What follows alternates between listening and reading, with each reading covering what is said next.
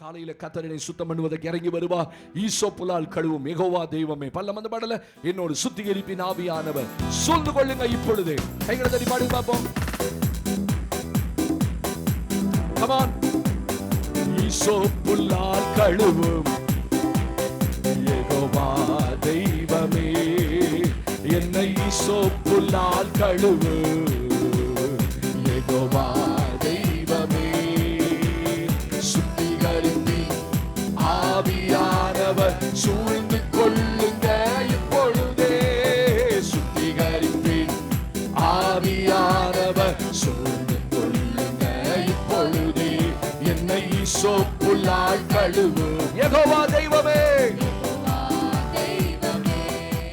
நொறுங்குண்ட நறுங்குண்ட ஆவியை நுகர்ந்தே பார்க்கும் தெய்வமே.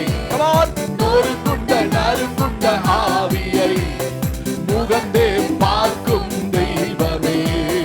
பலிபீடத்தில் வைக்கிறேன் என்னை பற்றிக் கொள்ளும் இந்நேரமே.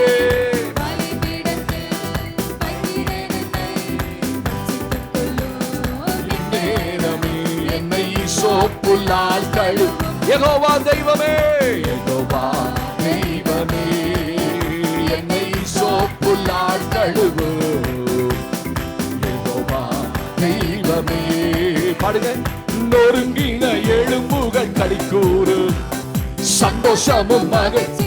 தேவன் உங்களை சுத்திகரிக்கும் போது நொறுக்கின எலும்புகள் களிக்கூறும் சந்தோஷமும் மகிழ்ச்சியும் உருவாகும்.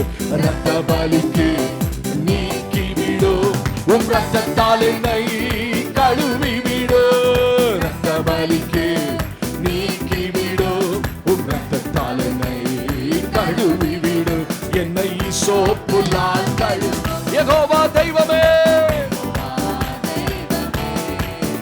என்னை ஈசோப்புலால் கழுவும் யெகோவா தெய்வமே.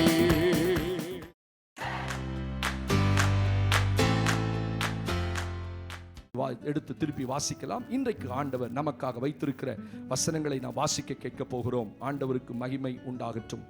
வெளிப்படுத்தும் விசேஷம் வேதத்திலே கடைசி புஸ்தகத்துக்கு வந்து விடுங்கள். வெளிப்படுத்தும் விசேஷத்தை எடுத்துக்கொள்ளுங்கள். 22ஆம் அதிகாரத்தை எடுத்துக்கொள்ளுங்கள்.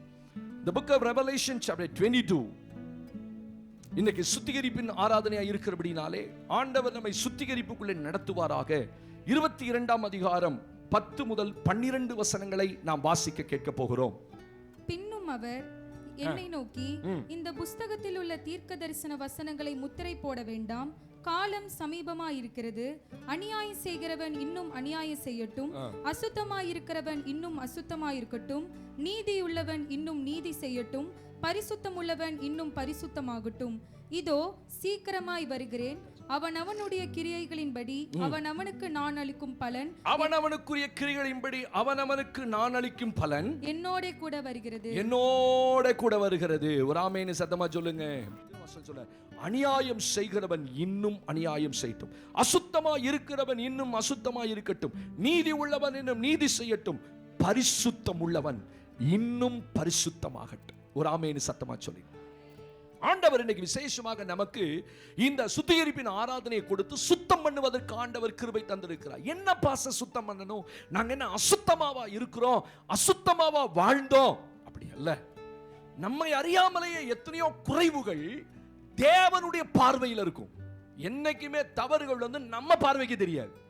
அல்லையிலே சொல்லுங்க பாப்போம். என்கிட்ட இருக்க குறைவுகள் என்னைக்கு எனக்கு தெரியாது, இன்னொருத்தருடைய கண்ணுக்கு தான் தெரியும். அதுபோல ஆவிக்குரிய வாழ்க்கையில சில நேரங்கள்ல போதகருடைய கண்களுக்கும் தெரியாமல், நம்முடைய ஆவிக்குரிய கண்களுக்கும் தெரியாமல் சில குறைவுகளோடு கூட வாழ்ந்து கொண்டே இருப்போம். அதனால என்ன வரும்? சில பலவீனங்கள் வரும், சில தடைகள் வரும், சில ஆசீர்வாத குறைவுகள் இருக்கும். நம்ம நினைப்போம், என்ன தடை ஆண்டவரே, எனக்கு புரியல, ஏன் இந்த ஆசீர்வாதம் இந்த வருஷம் வரல? நான் ஜெபிக்கலையா, உபவாசிக்கலையா, கொடுக்கலையா, சபைக்கு ஒழுங்கா வரலையா? எல்லாம் கரெக்டா இருந்திருக்கும். ஆனா சின்ன சின்ன குறைவுகளை சரிப்படுத்த வேண்டிய இடத்துல சரிப்படுத்தாமலே போயிட்டு இருக்கும் போதுதான் அந்த ஆசீர்வாதத்தை ஆண்டவர் பிளாக் பண்ணி வச்சுட்டே இருப்பார். ஆமென். ஆவிக்குரிய வாழ்க்கையில நன்மைகளை தேவன்கிட்ட வாங்குறது அவ்வளவு ஒன்றும் சுலபம் இல்ல. கிறிஸ்தவங்களா மட்டும் வாழ்ந்துட்டு எல்லா ஆசீர்வாதத்தோடையும் இந்த பூமியில வாழ்ந்துடலாமா? முடியவே முடியாது. அவர் விதித்த கற்பனைகளின்படி நடக்காவிட்டால், அவர் சொன்ன வார்த்தைகளின்படி நடக்காவிட்டால் என் வாழ்க்கையில் ஒரு ஆசீர்வாதத்தை நான் பார்க்க முடியாது. நீங்க அனுபவிக்க வேண்டிய சில ஆசீர்வாதங்களை அனுபவிக்காமலே போயிடுவோம். அப்ப எப்ப அந்த ஆசீர்வாதங்கள் வரும்? என்னைக்கு நீங்க தேவனுக்கு முன்னாடி உங்களை பரிசுத்தம் பண்ண நீங்கள் கொண்டு உங்களோட சரீரங்களை உங்களோட ஆவிக்குரிய வாழ்க்கையும் தேவனுக்கு முன்னாடி நிறுத்தி பார்க்கணும், மனுஷனுக்கு முன்னாடி இல்ல. கத்த சொல்லணும் என்கிட்ட குறைவை. ஆமென் சொல்லுங்க. யோபுடைய பார்வைக்கு அவன் எப்படிப்பட்டவன்? நீதிமான். யோபு தன் பார்வைக்கு நீதிமான். இங்க உட்கார்ந்து இருக்கிற அத்தனை பேரும் நம்முடைய பார்வைக்கு நம்ம நீதிமான்கள் தான். யாரையுமே நம்ம குற்றம் சொல்ல விட்டுற மாட்டோம். அவ்வளவு சுலபமா அனுபவிச்சிருவீங்களா? உங்க குறைவுகளை இப்ப என்கிட்ட ஒரு குற்றம் சொல்றீங்க இல்ல, அப்படின்னு வச்சுக்கோங்க. நான் நல்ல மனுஷனா இருந்தா அதை சோதித்து பார்க்கணும், யோசித்து பார்க்கணும். ஓ ரைட், நம்ம கிட்ட இந்த குறைவுகள் இருக்குப்பா. ஆனா பொதுவாவே நம்ம எல்லாரும் என்ன சொல்லுவோம்? அதெல்லாம் வேலை பேர் குறைவில்லாத மனுஷன் யார் இருக்க போற அந்த பூமியில, அப்படியெல்லாம் வாழ முடியாதுப்பா ஒன்னு அப்படி சொல்லுவோம். இல்லைன்னா குறைவே இல்லாத மனுஷனா அவ்வளவு பரிசுத்தமால இருக்க முடியாதுப்பா அப்படிம்போம். அதை சரிப்படுத்திக்கிறத விட்டுட்டு அதை சரிப்படுத்தாமலேயே கர்த்தருக்கு முன்பாக ஓடிக்கொண்டே இருப்போம். அதுக்கு தான் ஆண்டவருக்கு கூட செக் பண்றாரு, நிறுத்துறாரு, செக் வைக்கிறார். நில்லு, புது வருஷத்துக்கு போறதுக்கு முன்னாடி இந்த வருஷம் நான் விரும்பின சில காரியங்கள் நடக்கல, ஏன் என் வாழ்க்கையில சில காரியம் பிளாக்கா இருக்கு, ஏன் நான் சொல்றேன், இது நிச்சயமாவே இது ஒரு ஆவிக்குரிய வாழ்க்கையோட சம்பந்தப்பட்டதுதான் உங்க ஆசீர்வாதம். எத்தனை பேர் ஆமென்னு சொல்ல முடியும்? நீங்க ஆண்டவருக்கு முன்னாடி உங்களை கரெக்ட் பண்ண உங்க வாழ்க்கையில இங்க எல்லாம் விடுதலை ஆகிட்டே இருக்கும். நான் சொல்றது உங்களுக்கு புரிஞ்சா நீங்க ஆமென்னு சொல்லலாம். யோதாம் தன் வழிகளை நேராக்கினதினால் பலப்பட்டான் அப்படின்னு ஒரு வசனம் இருக்கு 2 நாளாகமத்துல ஒரு அதிகாரத்துல சொல்லப்படும். யோதாம் தன் வழிகளை நேராக்கினதினால் பலப்பட்டான். அதுக்கு முன்னாடி அவன்கிட்ட பலன் இல்ல, யுத்தத்துல தோல்வி தோல்வி தோல்வி. தேவனுக்கு முன்னாடி தன் வழியை சரி பண்ணா கர்த்தர் எல்லாத்தையும் ஜெயம் கொடுத்தார். அப்ப நம்முடைய வாழ்க்கையினுடைய ஆசீர்வாதங்கள் எதோட இணைஞ்சிருக்கு அப்படின்னா உங்க ஆவிக்குரிய வாழ்க்கையோட இணைஞ்சிருக்கு. நீங்க ஆவிக்குரிய வாழ்க்கையை இந்த பூமியில கரெக்ட் பண்ணிட்டீங்கன்னா உங்களுக்கு வர வேண்டிய ஆசீர்வாதங்கள் மனுஷன் அல்ல, கர்த்தர் உங்களுக்கு ஆசீர்வாதம் வரும். அல்லேலூயா, அல்லேலூயா. அதனால தான் ஆண்டவர் சொன்னாரு, அநியாயம் செய்யறவன் செய்யட்டும்பா. நமக்கு ஒரு பார்வை என்னைக்குமே உலகத்து மேல இருக்கு. உங்க பார்வை என் பார்வை எங்க இருக்குது? உலகத்து மேல. அவன் அநியாயம் பண்றான், என்ன அநியாயம், நல்லா தான் இருக்கிறான், அவன் நல்லா தான் இருப்பான். சினத்துல அதை நம்மளால ஜீரணம் பண்ண முடியாது இல்ல. உறவுகளையும் சொந்தக்காரனையும் எழுத்து வீட்டுக்காரனையும் எனக்கு விரோதியா இருக்கணும்னு சத்ருவா இருக்கனுடைய வாழ்க்கை செழிப்பா போயிட்டே இருக்கும். அவன் நினைக்கிறதெல்லாம் நடக்கும். சில நேரத்தை நினைப்ப, என்ன ஆண்டவரே, பயந்து பயந்து பயந்து பயந்து வாழ்றேன், ஆனா நான் ஆசீர்வாதமா இல்ல ஆண்டவரே. அவன் ஆசீர்வாதமா இருக்கிறான். அவன் அநியாயம் செய்கிறவன் இன்னும் செய்யட்டும். விடுறான் ஆண்டவர். விட்டுருப்பா, உங்களுக்கு செய்தியா தான் இன்னைக்கு. விடு, அவனை விட்டுரு. பாவம் செய்யறவன் இன்னும் பாவம் செய்யட்டும். பரிசுத்தம் உள்ளவன், பரிசுத்தம் உள்ளவன் உங்களை பார்த்து சொல்றாரு, பரிசுத்தம் உள்ளவனே, பரிசுத்தம் உள்ளவளே, பரிசுத்தவாட்டியே, பரிசுத்தவானே, உன்னை இன்னும் என்ன பண்ணிக்க, பரிசுத்தம் பண்ணிக்கோ. இன்னும் என்ன ஆண்டவரே பண்றது? அதான் சொன்னேன், நம்ம கண்ணுக்கு தெரியாது. என்றைக்கு வேத வசனத்தின் வெளிச்சத்துல என் வாழ்க்கையை நான் ஆராய்ஞ்சு பார்க்கிறேனோ அப்பதான் என்னுடைய குறைவுகள் எனக்கு தெரியும். உங்களை தைரியமா கண்டிக்கக்கூடிய ஒரே ஒரு காரியம் இந்த உலகத்தில் கர்த்தருடைய வார்த்தை மட்டும்தான். கர்த்தருடைய வார்த்தை தான் உங்களை கண்டிக்கும் போது உங்களால ஒண்ணு சொல்ல முடியாது. ஏன்னா அது இருபுறமும் உருவின பட்டயம், கருக்கான பட்டயம்.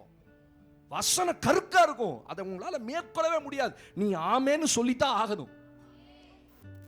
குறைவுகளை சுட்டி காட்டுறது, தன் கிரியைகள் கண்டிக்கப்படாதபடிக்கு அவன் ஒளியினிடத்தில் வராதிருக்கிறான். ஏன் உலகத்து மனுஷன் சபைக்குள்ள வரமாட்டேங்கிறான்? கிரியைகள் கண்டிக்கப்படும். நீ செய்யற தப்புன்னுவோம், குடிக்க கூடாதுன்னுவோம், வெறிக்க கூடாதுன்னுவோம், சீட்டு விளையாடாத, சினிமா போவாத, இதெல்லாம் அவனால ஏற்றுக்கொள்ள முடியாது. ஆனா ஏற்றுக்கொண்ட ஒரு கூட்டம் தான் இங்க உட்கார்ந்து இருக்குது. அல்ல, ஆனா இன்னும் சில குறைவுகள் நம்ம கிட்ட இருக்கு. ஆமென். இருக்குன்னு சொன்னா இன்னைக்கு கர்த்தர் உங்களோட பேசுவார். ஆமா ஆண்டவரே, என்னோட பேசுங்க, என் குறைவுகளை சுத்தம். ஏன்னா உங்க ஆசீர்வாதம் அங்கதான் தடைப்பட்டு நிக்குது. சின்ன சின்ன குறைவுகளோட நான் புது வருஷத்துக்குள்ள போக கூடாது. இன்னைக்கு தேவன் விசேஷமா சுத்திகரித்துக் கொள்ளும்படி நம்மை வைத்து, அப்ப நம்ம யாரு? நம்ம அசுத்தம் உள்ளவனா, அநியாயம் செய்யறோம்னா இல்ல, பரிசுத்தம் உள்ளவன். ஆனா பரிசுத்தம் உள்ளவன் இன்னும் கொஞ்சம் பரிசுத்தம் பண்ணிக்கப்பா. ஏன்னா நான் சீக்கிரமா வரப்போறேன், அவனுக்குரிய பலன் என்னோட கூட வருகிறார். கைகளை உயர்த்தி அவருக்கு ஒரு ஆமென்னு சொல்லு. உங்க பரிசுத்தம் உள்ள வாழ்க்கைக்கும் உங்க நீதி உள்ள வாழ்க்கைக்கும் உங்கள் விசுவாச வாழ்க்கைக்கு இந்த உலகம் ஒரு நாள் பலன் கொடுக்காது. ஆனா ஒருத்தர் வந்துகிட்டு இருக்கிறார். இதோ behold I come quickly, நான் வந்து கொண்டிருக்கிறேன். அவனுக்குரிய பலன். இந்த சபையில யார் யார் தேவனுக்கு முன்னாடி நீங்கள் எப்படி வாழ்ந்தீர்களோ அப்படிப்பட்ட வாழ்க்கைக்குரிய பலனை இந்த உலகம் தராது. இந்த உலகம் உங்களுக்கு தராது. நீங்க சொல்லுவீங்க, நீதியா வாழ்ந்தையா, எனக்கு ஒரு நன்மை இல்லை, என்னை தூக்கி உலகம் கீழே தான் போடுது. ஆமா, உலகம் தராது. நீங்க பரிசுத்தமா வாழ்ந்ததுக்கு யாராவது உங்களுக்கு அவார்டு கொடுக்க போறாங்களா இந்த பூமியில? பிரதர் சிஸ்டர், இந்த வருஷம் நீங்க தான் பரிசுத்தமுள்ள வாழ்க்கை வாழ்ந்து எல்லாத்துக்கும் விருது கொடுக்கறான் உலகத்துல. ஏன் பரிசுத்தமா வாழ்ந்தவனுக்கு விருது கொடுக்க சொல்லுங்களேன்? கொடுக்க மாட்டான். அவனுக்கு என்னன்னு கேட்பான், விலை எவ்வளவுன்னு கேட்பான், கிலோ எவ்வளவுன்னு கேட்பான். பரிசுத்தம். ஆனா பரிசுத்தமாய் வாழ்ந்ததுக்குரிய ஆசீர்வாதத்தையும் அதற்குரிய பலனையும் கொடுக்கிறவர் ஒருத்தர் வந்துகிட்டே இருக்கிறார். ஒருத்தர் வராரு, சீக்கிரமா வர. சொல்லு, behold I come quickly. நான் சொல்லு சபைக்கிட்ட, நான் வந்து கொடுக்கிறேன்னு சொல்லு. உனக்கு யாரு தரவேணா மகளே, உனக்கு யாரு தரவேணா மகனே, நான் வந்து கொடுக்கிறேன் உனக்கு. அந்த பரிசை போல யாராலும் இந்த பூமியில தர முடியாது. பரிசுத்தம் உள்ளவன் இன்னும் பரிசுத்தமாகட்டும். பரிசுத்த பண்ணிக்கப்பா. சின்ன சின்ன குறைவுகளை தேவனுக்கு முன்னாடி சரிப்படுத்திக்கோ. உலக மனுஷன் சரிப்படுத்த மாட்டான். உலக மனுஷன் யாராவது உட்காந்து பரிசுத்தம் பண்றானா, கோயிலில் உட்காந்து 3 நாள் கூட்டம் நடத்தி 1 நாள் சுத்திகரிப்பின் ஆராதனை வச்சு யாரையோ சுத்தம் பண்றானா, உலகம் சுத்தம் பண்ணாது. அவங்களுக்கு பரிசுத்தம் என்னன்னு தெரியாது, நீதி என்னன்னு தெரியாது, விசுவாச வாழ்க்கை என்னன்னு தெரியாது. தேவன் பாருங்க, உங்களை வேறு பிரித்து கொண்டு வந்து உட்கார வைத்து பரிசுத்தம் பண்ணி அழகுபடுத்தி கரைத்திரையற்றவர்களாய் மாற்றி தேவனுக்கு முன்னாடி உங்களை நிறுத்திக் கொள்ளும்படி உங்களை இந்த நாளில் கொண்டு வந்து விசேஷமா பரிசுத்தம் பண்ண சபைக்குள்ள வச்சிருக்கிறார். தேவனுக்கு மகிமை. ஹல்லேலூயா. வாசிக்க போறோம். ஒரு தேவனுடைய பிள்ளை எப்படி தன்னை சுத்திகரித்துக் கொள்ளணும், எதில தன்னை சுத்திகரித்துக் கொள்ளணும், ஆண்டவருக்கு மகிமை உண்டாகட்டும். அந்த வசனத்தை தான் இன்றைக்கு நீங்களும் நாளும் வாசிக்க. ஆவிக்குரிய வாழ்க்கையில வளரக்கூடாத சில காரியங்களை வாசிக்க போறோம். இது வளர்ந்துச்சுன்னா என்னால ஆவிக்குரிய வாழ்க்கையில சந்தோஷமா இருக்க முடியாது, பரிசுத்தமா வாழ முடியாது. அப்ப எந்த இடத்துல என்னை பரிசுத்தம் பண்ணணும்? வாசிங்கள் என்னோடு கூட. ஆண்டவருக்கு மகிமை உண்டாகட்டும். ஹல்லேலூயா. தேவனுக்கு மகிமை. மத்தேயு எழுதின சுவிசேஷத்துல 13ஆம் அதிகாரத்துல முதல் சுத்திகரிப்பு. எந்த இடத்துல நான் பரிசுத்தமாக்கப்படணும், எந்த இடத்துல ஆண்டவர் பரிசுத்தமாகும்படி என்கிட்ட விரும்புகிறார், எதிர்பார்க்கிறார். ஹல்லேலூயா. மத்தேயு 13ஆம் அதிகாரம் 7ஆம் வசனத்தை நாம் வாசிக்க போகிறோம். சில விதை முள்ளுள்ள இடங்களில் விழுந்தது. முள் உள்ள இடங்களில் விழுந்தது. முள் வளர்ந்து அதை நெருக்கி போட்டது. அல்லேலூயா. ரொம்ப சிம்பிளா வாசித்தீங்கல்ல. நான் கடந்த வாரத்தில் போன வாரம் இந்த செய்தி எடுக்கணும்னு இல்லை, நான் வாசித்து கொண்டு இருந்தபோது ஆண்டவர் டக் டக் டக்னு சில வசனங்களை கொடுத்தார் சுத்திகரிப்பின் ஆராதனைக்கு. ரொம்ப அழகா வாசித்தீங்க. ஆனா அதுல சொல்லப்பட்டிருக்கு, சில விதை முள்ளுள்ள இடங்களில் விழுந்தது, முள் வளர்ந்து அதை நெருக்கி போடும். அவ்வளவுதானே? எத்தனையோ முறை அந்த வசனத்தை வாசிச்சிருக்கோம். ஆனா ஆண்டவர் என்னோட இந்த முறை பேசும்போது வேற மாதிரி பேசினார். முள் வளர்ந்தது. அந்த இடத்தை நிறுத்தினார் என்கிட்ட வாசிக்கும் போது. முள் வளர்ந்தது. ஸ்தோத்திரம். வளரக்கூடாத ஒன்று வளர்ந்தால் வளர வேண்டிய ஒன்று வளராது. அல்லேலூயா. வளரக்கூடாத ஒன்று எனக்குள் வளர்ந்தால் வளர வேண்டிய ஒன்று எனக்குள் வளராமல் போய்விடும். ஒரு மனுஷன் விதைக்கிறவன் புறப்படுகிறான். இந்த வசனம் நமக்கு எல்லாத்துக்கும் தெரியும். விதைக்கிறவன், கேளுங்கள், விதைக்கிற உவமையை உங்களுக்கு சொல்லுகிறேன். ஒருவன் விதைக்க புறப்பட்டான். அவன் விதைக்க போகும்போது நல்லா விதைச்சான். நல்ல நிலத்துல தான் விதைக்கணும்னு போனான். கெட்ட நிலத்துல யாரும் விதைக்க மாட்டாங்க. கற்பாறை உள்ள இடத்துல விதைக்க மாட்டாங்க. மேட்டாக்காட்டுல போய் விதைக்க மாட்டாங்க. வானம் பார்த்த பூமியில யாரும் பயிர் செய்ய மாட்டாங்க. நல்ல நீர் ஓடுகிற நீரோட்டம் உள்ள வாய்க்கால் பக்கத்துல தான் செழிப்புள்ள இடங்களை கொடுத்திருப்பாங்க. அங்கதான் விதைப்பாங்க. அங்கதான் 3 போகம் விளையும். ஒரு காலத்துல தமிழ்நாட்டுல 3 போகம் விளைந்த காலங்கள் உண்டு. 3 போகம்னா நான் சொல்றது உங்களுக்கு புரியும் நினைக்கிறேன். ஆமே. வருஷத்துல 3 முறை நெல் போடுவாங்க, வெள்ளாண்மை போடுவாங்க. அப்படின்னா அந்த அளவுக்கு தண்ணி வசதி இருந்தது. இன்னைக்கு தண்ணி இல்லாதனால வருஷத்துக்கு ஒன்று போடுறது கஷ்டமா இருக்குது. இப்ப 2வது தண்ணி விட்டதுனால 2வது போகம் போட்டிருக்காங்க. அப்படி வச்சுக்கோங்க. அப்ப இந்த விதைக்க போனவன் சில விதையை வழியருகே விழுந்தது, சில விதை கற்பாறை உள்ள இடத்தில் விழுந்தது, சில விதை முள்ளுள்ள இடத்தில். இந்த 3வது இடத்தை மட்டும் நான் இங்க நிறுத்துறேன். ஆண்டவர் இங்கே தான் நம்மளோட பேசுறார். ஆமென் சொல்லுங்க. முள்ளுள்ள இடத்தில் விழுந்தது, விதை வளரல, முள்ளு வளர்ந்தது. செய்தி புரிஞ்சிருக்குன்னு நினைக்கிறேன். ஆமென். வளரக்கூடாத ஒன்று அவன் விதைக்கிறவன் முள்ளு வளரணும்னு போடல, விதை தான் வளரணும்னு விதைய போட்டான். ஆனா விதை காணா போயிடுச்சு. விதை மக்கி போயிற்று, விதை இல்லாமல் போயிற்று. அது வளர்ந்தது, ஆனா முள் அதிகமாக வளர்ந்தது. ஒரு மனுஷனுக்குள்ள வளர வேண்டிய ஒன்று வளராமல் வளரக்கூடாத ஒன்று வளர்ந்தால் என்ன ஆகும் நினைக்கிறீங்க?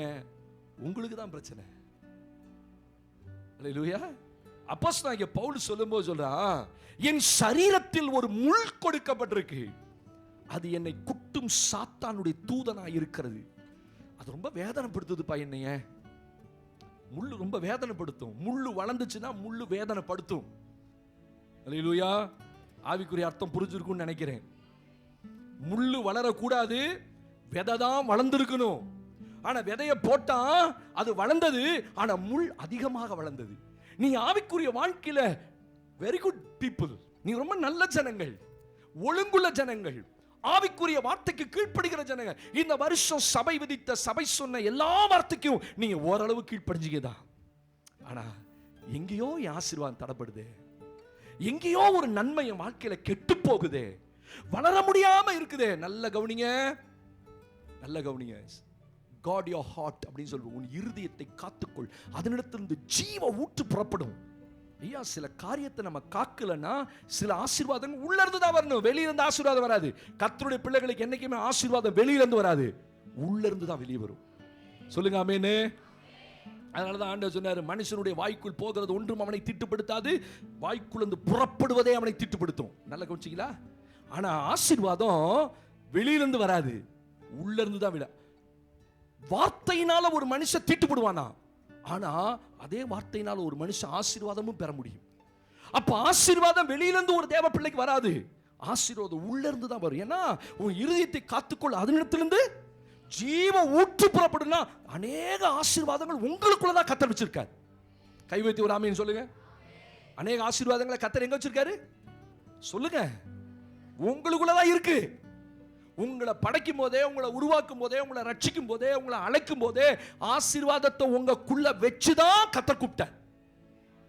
நான் விசுவாசிக்கிறேன். கவனிச்சீங்களா? ஒரு மனிதனுக்கு எவ்வளவு ஆசீர்வாதம் வேணுமோ அத்தனையும் உள்ள வச்சார்.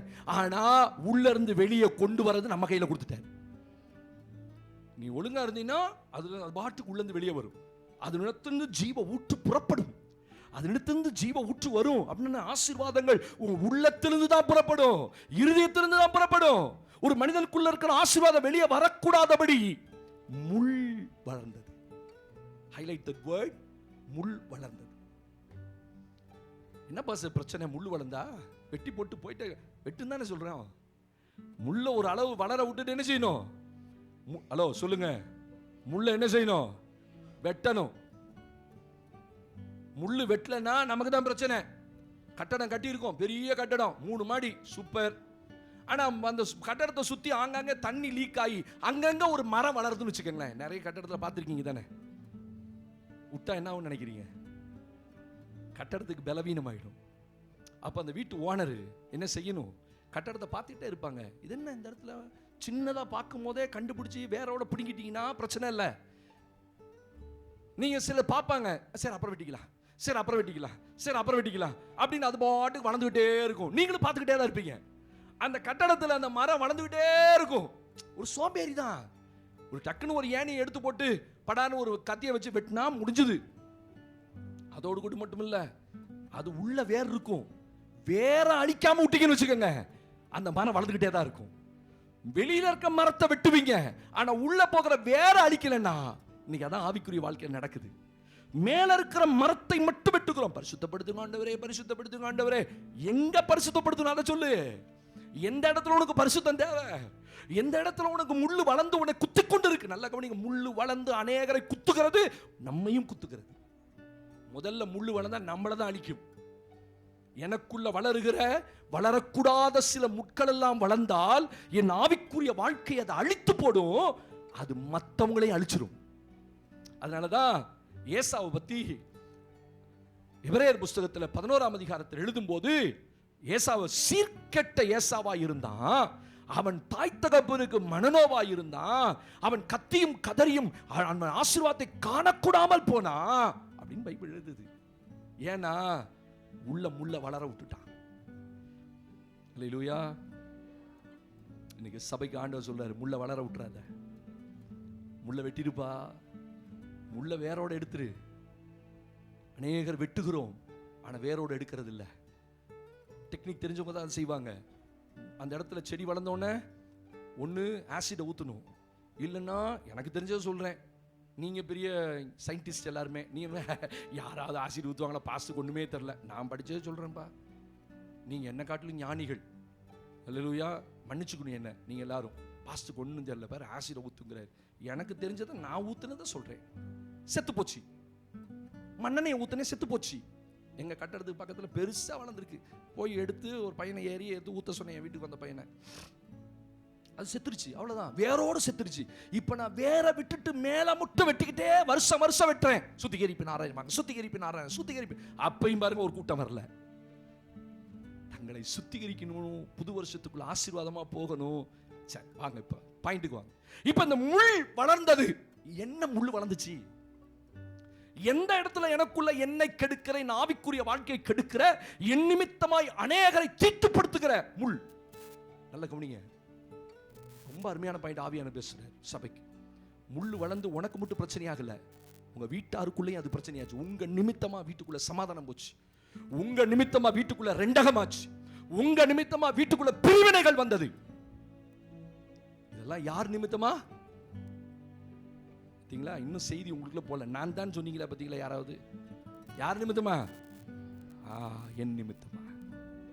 ஒத்துக்கணும் அதை. நான் கொஞ்சம் பொறுமையா போயிருக்கலாம், நான் கொஞ்சம் கோபப்படாம போயிருக்கலாம், நான் கொஞ்சம் வேகப்படாம இருந்திருக்கலாம், நான் கொஞ்சம் ஞானமா நடந்துருந்துருக்கலாம். ஸ்தோத்திரம். இந்த நீயா நானான்னு ஒரு ப்ரோக்ராம் போடுறான், அதெல்லாம் எனக்கு தெரியாது. தோத்திரம். அல்லேலூயா. நான் அப்படி தான் சொல்ல முடியும். எந்த டிவி எப்போ வந்துச்சு இதெல்லாம் எனக்கு தெரியாது. நான் இப்படி வீடியோ பார்த்துட்டு இருக்கும்போது ஒரு கிளிப்பிங் வரும், அவ்வளோதான், 2 நிமிஷம் போடுவான். நாம் உட்காந்து பார்க்கறதுக்கு நேரமாக இருக்குது. அதில் அவன் கேட்குறான், அதாவது டிவோர்ஸ் ஆனவங்களை கூப்பிட்டு கேட்குறான். வாழ்க்கையில் கணவனையும் மனைவியும் பிரிந்தவங்களை, அந்த கணவனை ஒரு பக்கம் வரைச்சிட்டாங்க, மனைவி ஒரு பக்கம் வரைச்சிட்டாங்க. இப்போ நீங்கள் எப்படி ஃபீல் பண்ணுறீங்க? ரொம்ப கஷ்டமாக இருக்குது அப்படிங்கிறது அந்த அம்மா. சரி, இப்போ ஒரு தருணம் கொடுத்தா வாழ்வீங்களா? கட்டாயம் வாழ்வேன். அப்போ ஏன் அப்படி பண்ணீங்க? அதான் என் மதியினம். இப்போ யோசிக்கிறேன், அட நான் அப்படி பேசாமல் இருந்துருக்கலாமோ, ஐயோ அப்படி அன்பு கூர்ந்து இருக்கலாமோ, ஐயோ அவர்கிட்ட மன்னிப்பு கேட்டிருக்கலாமோ. காலம் கடந்து போய் 7 வருஷம் ஆச்சு. இப்படிதான் அநேக குடும்பங்கள் இன்னைக்கு. நிறைய குடும்பங்கள்ல பிரச்சனை. யார் நிமித்தம்? என் நிமித்தமா. நான் ஒழுங்கா இருந்தா என் பிள்ளைங்களும் ஆசீர்வாதமா இருக்கும். அதே நான் ஒழுங்கா இல்லைன்னா என் நிமித்தமா உண்டான ஆசீர்வாதங்கள் எல்லாம் கத்த பிடிங்கிடுவார். என் பிள்ளைகளுக்கும் அடி விடுவோம். ஆண்டவர்ட்ட ஒரு காரியம் தான், நீங்க நல்லா இருந்துட்டீங்கன்னா உங்களை கத்தர் ஆசீர்வதிக்கணும், உங்க பிள்ளைகளையும் ஆசீர்வதிப்பார். ஆனா நீங்க தேவனுக்கு முன்னாடி சரியா இல்லைன்னா பாருங்க, இப்போ ஒன்றும் பெரிய தப்புலாம் இல்லை. கவனிங்க, பெரிய தப்புலாம் இல்லை. முள்ளு உள்ள வளர்றது தெரியல, அதான் பிரச்சனை. நல்ல விதையை தானே விதைச்சோம். வசனத்தை கேட்கிறோம்ல, வார வாரம் வசனம் கேட்கிறோம், கீழ்ப்படுகிறோம், சபைக்கு வரோம், காணிக்கை கொடுக்குறோம், தாசு ஒரு குறைவு இல்லை உங்கள்கிட்ட. கரெக்டாக நீங்கள் சம்பாதிக்கல கொடுத்துருவீங்க, தேவனுக்கு முன்னாடி கரெக்டாக வாழ்றீங்க. எவ்வளோ குறைவுகள் இருக்கு, எவ்வளோ கஷ்டம் உங்கள் வீட்டில் இருக்கு, ஆனால் அதையும் தாண்டி தேவனுக்கு ஒரு பாகம் கொடுக்குறீங்க, அதெல்லாம் ஒரு குறைவு இல்லை. நல்ல கவனிங்க, முள்ளு வளருதுப்பா, அதை கவனிக்காம விட்டுறாதீங்கன்னு தான் கதை சொல்றாரு. ஆமென் சொல்லுங்க. நல்ல குணத்தோடு சில பொல்லாத குணங்களும் உங்களுக்குள்ள வளர்ந்துகிட்டே இருக்குது. அதை கட் பண்ணலன்னா அந்த போட்ட விதை ஒரு பிரயோஜனம் இல்லை. நீங்க கண்ணீர் விடுவீங்க, கதறுவீங்க, அழுவீங்க, ஆண்டவரே ஆண்டவரே ஆண்டவரே ஆண்டவர் சொல்ல, முள்ளு வளர்ந்துருச்சுப்பா, அதை கண்டுக்காம போற, முள்ள வெட்டு முதல்ல. அல்லேலூயா. இந்த வார்த்தையை ஆண்டவர் சொன்னோன்னே ஸ்தோத்திரம். ஒரு மனுஷனுடைய வாழ்க்கையில எவ்வளவு பயங்கரமான முள்ளு வளர்ந்திருக்கு, எவ்வளவு பிரச்சனை, எவ்வளவு போராட்டம். 22ஆம் வசனத்துல நம்ம வாசிக்கிறோம். அதே அதிகாரத்தில் 22ஆம் வசனம் வாசிக்கலாமா? முள்ளுள்ள இடங்களில் விதைக்கப்பட்டவன், முள் உள்ள இடங்களில் விதைக்கப்பட்டவன், வசனத்தை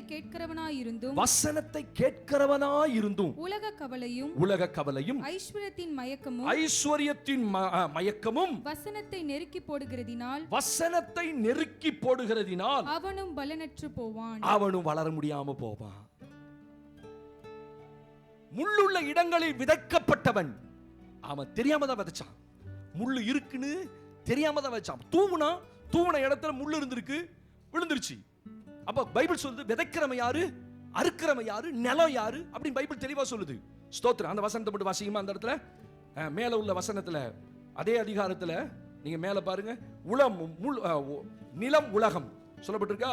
நிலம் உலகம், நிலம் உலகம், நல்ல விதை ராஜ்யத்தின் புத்திரர், நல்ல விதை ராஜ்யத்தின் புத்திரர், கலைகள் பொல்லாங்கனுடைய புத்திரர், அவைகளை விதைக்கிற சத்துரு பிசாசு, அறுப்பு உலகத்தின் முடிவு, அறுப்பு உலகத்தின் முடிவு, அறுக்கிறவர்கள் தேவதூதர், அறுக்கிறவர்கள் தேவ. இப்ப என்ன சொல்ல வராரு இந்த இடத்துல அப்படின்னா, முள் வளர்ந்தது, அதுக்கு அர்த்தம் என்ன? உலக கவலையும் ஐஸ்வர்யத்தின் மயக்கமும் ஒரு தேவ பிள்ளைக்குள்ள வேண்டாம். ஏன் வேணான்னா, நீ தேவனுடைய உறவை இழந்து போவ. இப்ப நிறைய ஆசீர்வாதத்துக்கு இழப்புக்கு காரணமே உங்களுக்கு தேவனுக்கு சரியான ஒரு லிங்க் இல்ல. இந்த வருஷம் சர்ச்சுக்கு வந்தீங்க, பாடுனீங்க, ஆராதிச்சு, ஆனா அந்தரங்க ஜீவியத்துல, பர்சனல் லைஃப்ல ஆண்டவருக்கு உங்களுக்கு உள்ள உறவு சரியில்லை. நான் திருப்தியா இந்த வருஷம் ஜெபம் பண்ணேன், திருப்தியா தேவனுடைய சத்தம் கேட்டேன், என் ஆவிக்குரிய வாழ்க்கையில பர்சனலா ஆண்டவரோடு நல்ல உறவுல இருந்தேன்னு உங்களுக்கு ஒரு திருப்தி இருந்தா நீங்க தான் நல்ல விசுவாசி. எப்ப பார்த்தாலும் ஆண்டவரே மன்னிச்சுக்கங்க ஆண்டவரே, காலையில இருந்து சொன்ன டைம் இல்ல ஆண்டவரே, என்ன ஒரு நாள் மன்னிச்சுக்கங்க ஆண்டவரே, நைட்டு வந்து படுக்கும்போது ரொம்ப டயர்டா இருக்கு ஆண்டவரே, மன்னிச்சுக்கங்க ஆண்டவரே, காலையில ஜெபம் பண்ணி ஆண்டவரே, 3 நாள் கழிச்சு ஆண்டவர் சொல்லுவார், ஏ பைபிள் வாசியா, வாசன ஆண்டவரே, டைம் இல்ல ஆண்டவரே. 365 நாள்ல தேவனுக்கு நீங்க கொடுத்த நேரம், தேவனோடு நீங்க செலவிட்ட நேரம், தேவனுடைய சத்தம் கேட்ட நேரம் ரொம்ப கம்மி. ஹலோ, நீங்க கர்த்தருடைய பிள்ளையா இருக்கிறனால சில பேசிக்கான சில ஆசீர்வாதங்களை கர்த்தர் கொடுத்துட்டே தான் இருப்பார். நீங்க ரொம்ப நெருக்கப்படும் போது அழுவீங்க. அப்ப பாஸ்டர் ஆண்டவர் எல்லாத்தையும் சந்திச்சாரு, பாஸ்டர் சந்திச்சிருப்பாரு. ஆனா அவருக்கு தெரியும் எங்க உங்களை பாயிண்ட் வைக்கணும், செக் வைக்கணும் தெரியும். சில ஆசீர்வாதங்களை கொடுக்காம கர்த்தர் வச்சுக்கிட்டே இருப்பார். ஏன்? முள்ளு வளர விட்டுட்டு அதை விதைச்சவன் பிசாசுன்னு தெரியாம, ஸ்தோத்திரம், என் ஆவிக்குரிய வாழ்க்கையை கெடுத்தது எங்கன்னா தேவனுக்கும் எனக்கு உள்ள ஒரு உறவுல இடைவெளி. நீங்க சொல்லுங்க உங்க மனசாட்சி பிறகு, இன்னைக்கு இந்த வருஷம் நல்லா ஜெபம் பண்ணேன், நல்ல பைபிள் வாசித்தேன், சபை வாழ்க்கையை கனம் பண்ணி வாழ்ந்தேன், எல்லா வாரமும் வீட்டுல பிரச்சனை, பாடு, போராட்டம், ஸ்தோத்திரம். நேத்து ஒரு தம்பிட்ட சொன்னேன், டேய் குடும்பம் 1000 பிரச்சனைகளோட தாண்டா இருக்கு, யாரு வீட்டுல பிரச்சனை இல்லை. ஏங்க உங்க வீட்டுல எல்லாம் பிரச்சனையே இல்லையா? பரலோகமா உங்க வீடெல்லாம்? அடித்தடி வெட்டு குத்து வரைக்கும் போச்சு, எனக்கு தான் தெரியாது இல்ல. கத்தி எடுத்து புருஷன் குத்தியா போடுவேன்டா உன்னைய அப்படின்னு சொல்லிட்டு இங்க வந்து ஹல்லேலூயா அப்படின்னு ஆண்டவர் வேணான்ட்டார், அவங்கள தூக்கி போட்டார். உடனே தூக்கி போட்டாரா? எத்தனை குடும்பத்தில் நினைச்சு கத்தியை மிரட்டிங்களா? கத்தியை கூட மெச்சு மிரட்டல, கத்தியை வச்சு தேங்காவை நறுக்கும், இப்படித்தான் அவனை நறுக்கணும், ஹல்லேலூயா அப்படின்னு தேங்காவை நறுக்கிக்கிட்டே இருந்திருப்பீங்க. ஆண்டவர் உங்களை வெறுத்துட்டாரா? வெறுத்தாரா? வெறுக்கல. வரும் வரும் ஒரு நாள் வரும். ஏசா சொன்னது மாதிரி, எங்க அப்பாவுக்கு சாவு வரும்போது என் தம்பியை போட்டெல்லாம் விட மாட்டேன். ஒரு நாள் வரும், என் கையில தான்டா உனக்கு சாவு, புருஷனை என் கையில தான் சாவுடா. அப்படி செத்து இருந்தானா பலமுறை செத்து செத்து விளையாண்டுருக்கணும் அவன். இதெல்லாம் கடந்து உங்களை ஆண்டவர் நேசித்து உங்களை கொண்டு வந்து சபையில வச்சிருக்காருன்னா சில ஆசீர்வாதங்களை கொடுப்பாரு. பண தேவையோட சந்திப்பார், பிள்ளையோட ஃபீஸ் தேவையில சந்திப்பார். நினைச்சிருப்பீங்க அற்புதம் ஆண்டவரே. ஆனா ஆண்டவர் சொல்றாரு, உனக்கு எனக்கு உள்ள உறவுல ஒரு பெரிய உறவுல விரிசல் விழுந்திருக்கு. நீ திருப்தியா ஜோமனி வாழல, திருப்தியா வேதம் வாசித்து வாழல, திருப்தியா சபை வாழ்க்கை வாழல. உங்களால திருப்தியா வாழ்ந்தேன்னு சொல்ல முடிச்சா நீங்க தான் சரியான விசுவாசி. அப்படி யாராவது சொல்ல முடியுமா? இங்க இல்லையே. தேவனை தேடாத நாட்கள் எத்தனையோ இல்ல, வேதமே தொடாத காலங்கள் எத்தனையோ. ஸ்தோத்திரம். ஆராதனை அசட்ட பண்ணி ஞாயிற்றுக்கிழமை 52 வாரம், 52 வாரமும் வந்தேன்னு சொல்லக்கூடியவங்க ரொம்ப கம்மி, வெரி ஃபியூ. எனக்கு தெரியும். தெரியுமா? கிறிஸ்மஸ்க்கு நிறைய குடும்பங்கள் போயிட்டாங்க, ஊருக்கு போயிருக்காங்க. நான் சொன்னேன், எனக்கு யார் லீவ் தருவா? இல்ல நீங்க சொல்லாமலாம் போயிட்டீங்க. எங்கடா பார்த்தா அப்பதான் தெரியும், பாச ஊருக்கு வந்துட்டேன், அங்கிருந்து ஹாப்பி கிறிஸ்மஸ் அப்படின்னாங்க. தோத்திரம். நான் என்ன சொல்ல முடியும்? அதுக்காக உடம்பு சரியில்லை, வர முடியல, நான் லீவ் போட்டு இருக்க முடியுமா? நான் இங்கே தான் இருந்து ஆகணும், வேற வழியே கிடையாது. நீங்க வரலன்னாலும் காக்காவது பிரசங்கம் பண்ணுவேன். தோத்திரம்.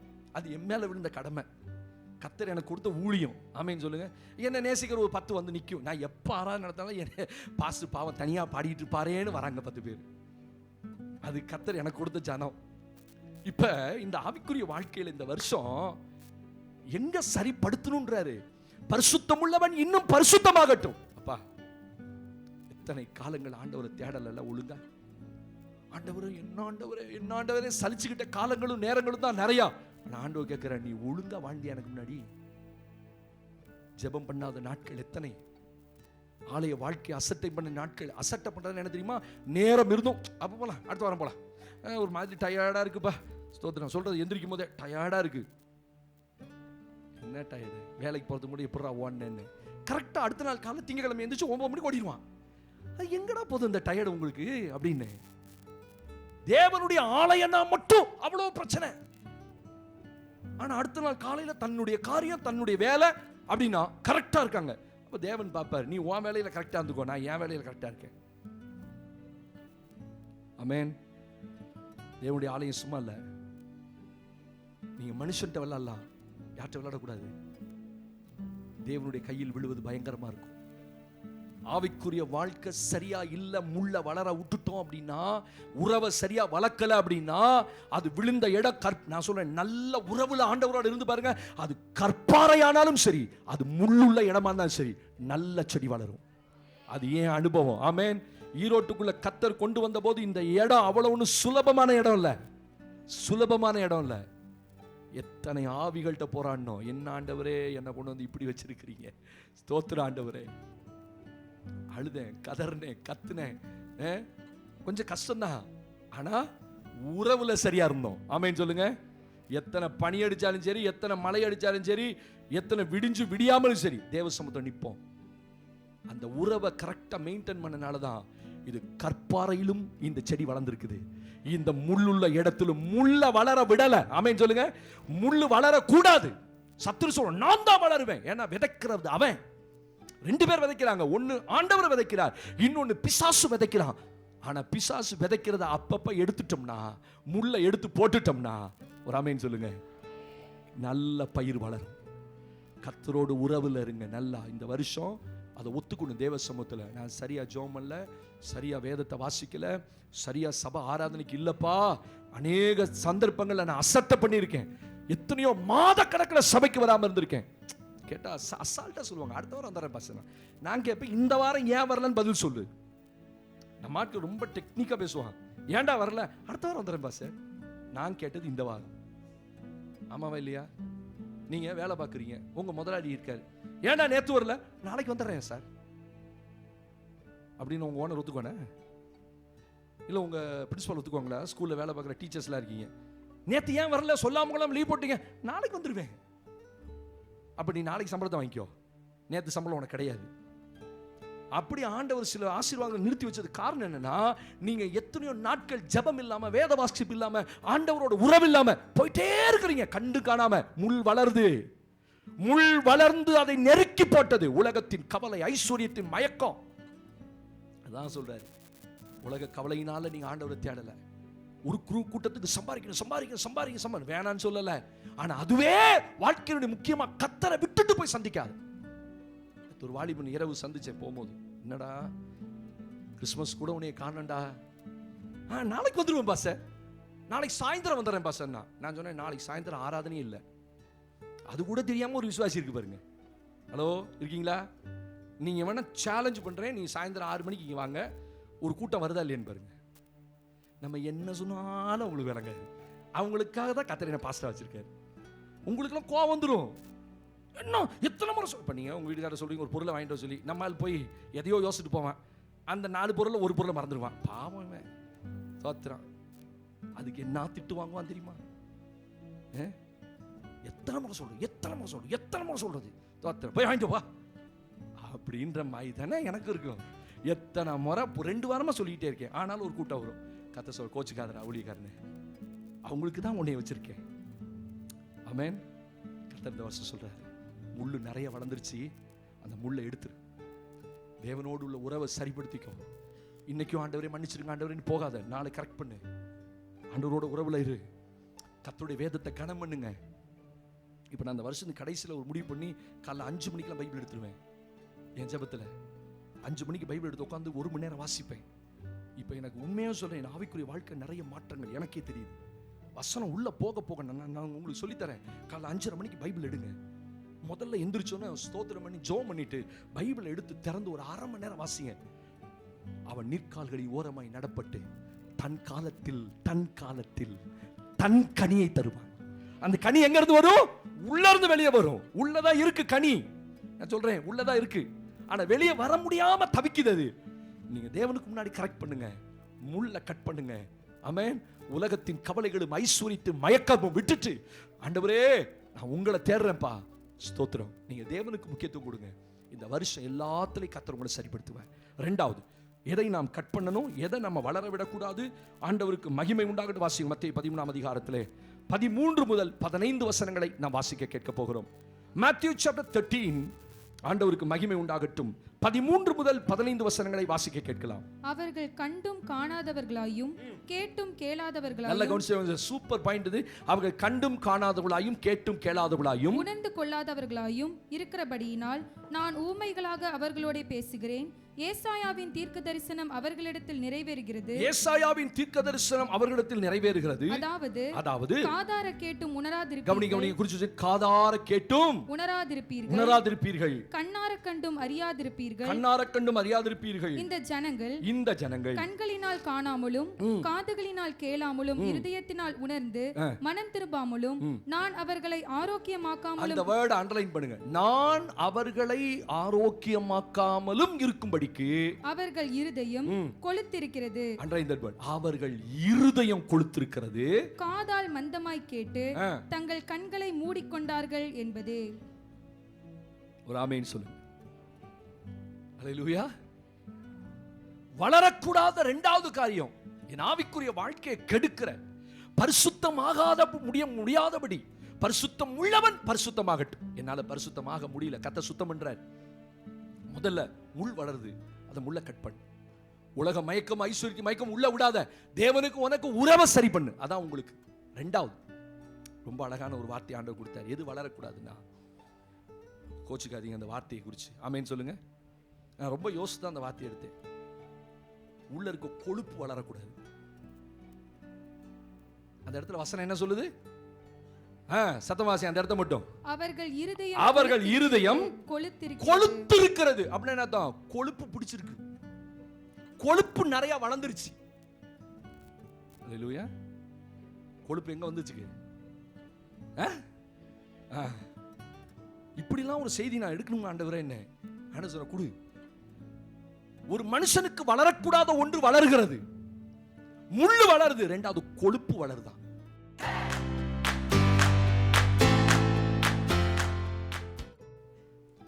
அப்படி ஒரு பாயிண்ட் இருக்குதாப்பா சார்? இருதயம் கொழுத்திருக்கிறது.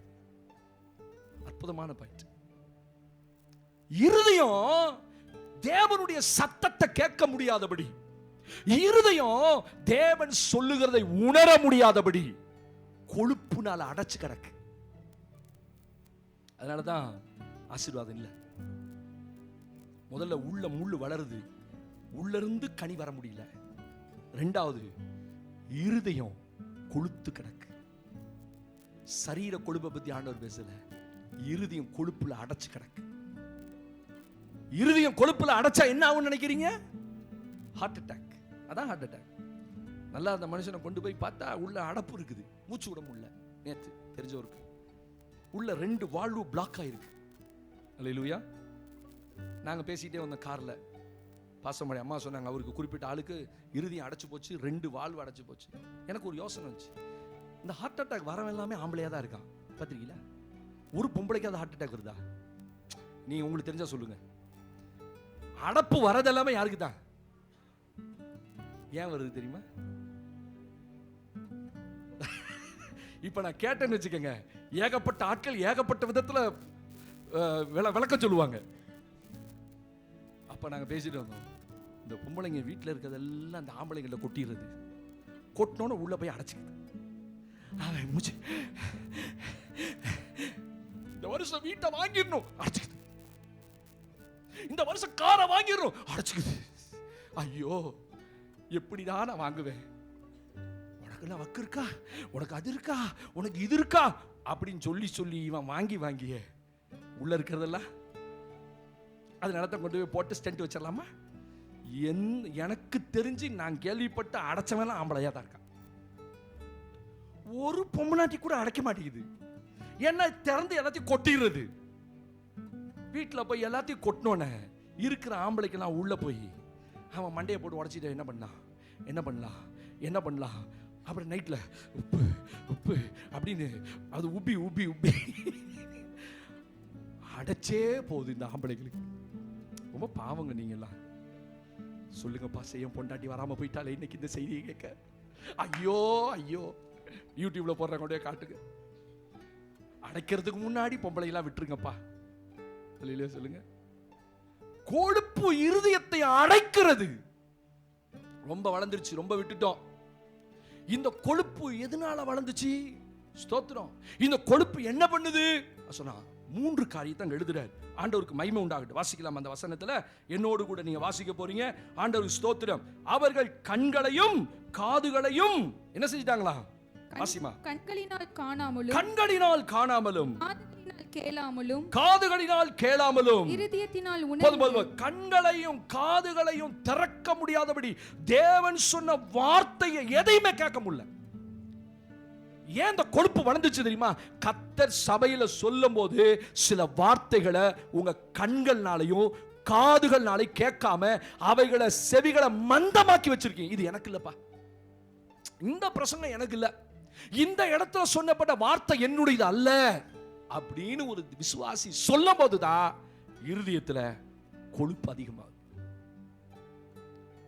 சொல்லப்பட்ட வார்த்தைகள் எல்லாவற்றிலையும் எனக்கும் வார்த்தைகள் உண்டு.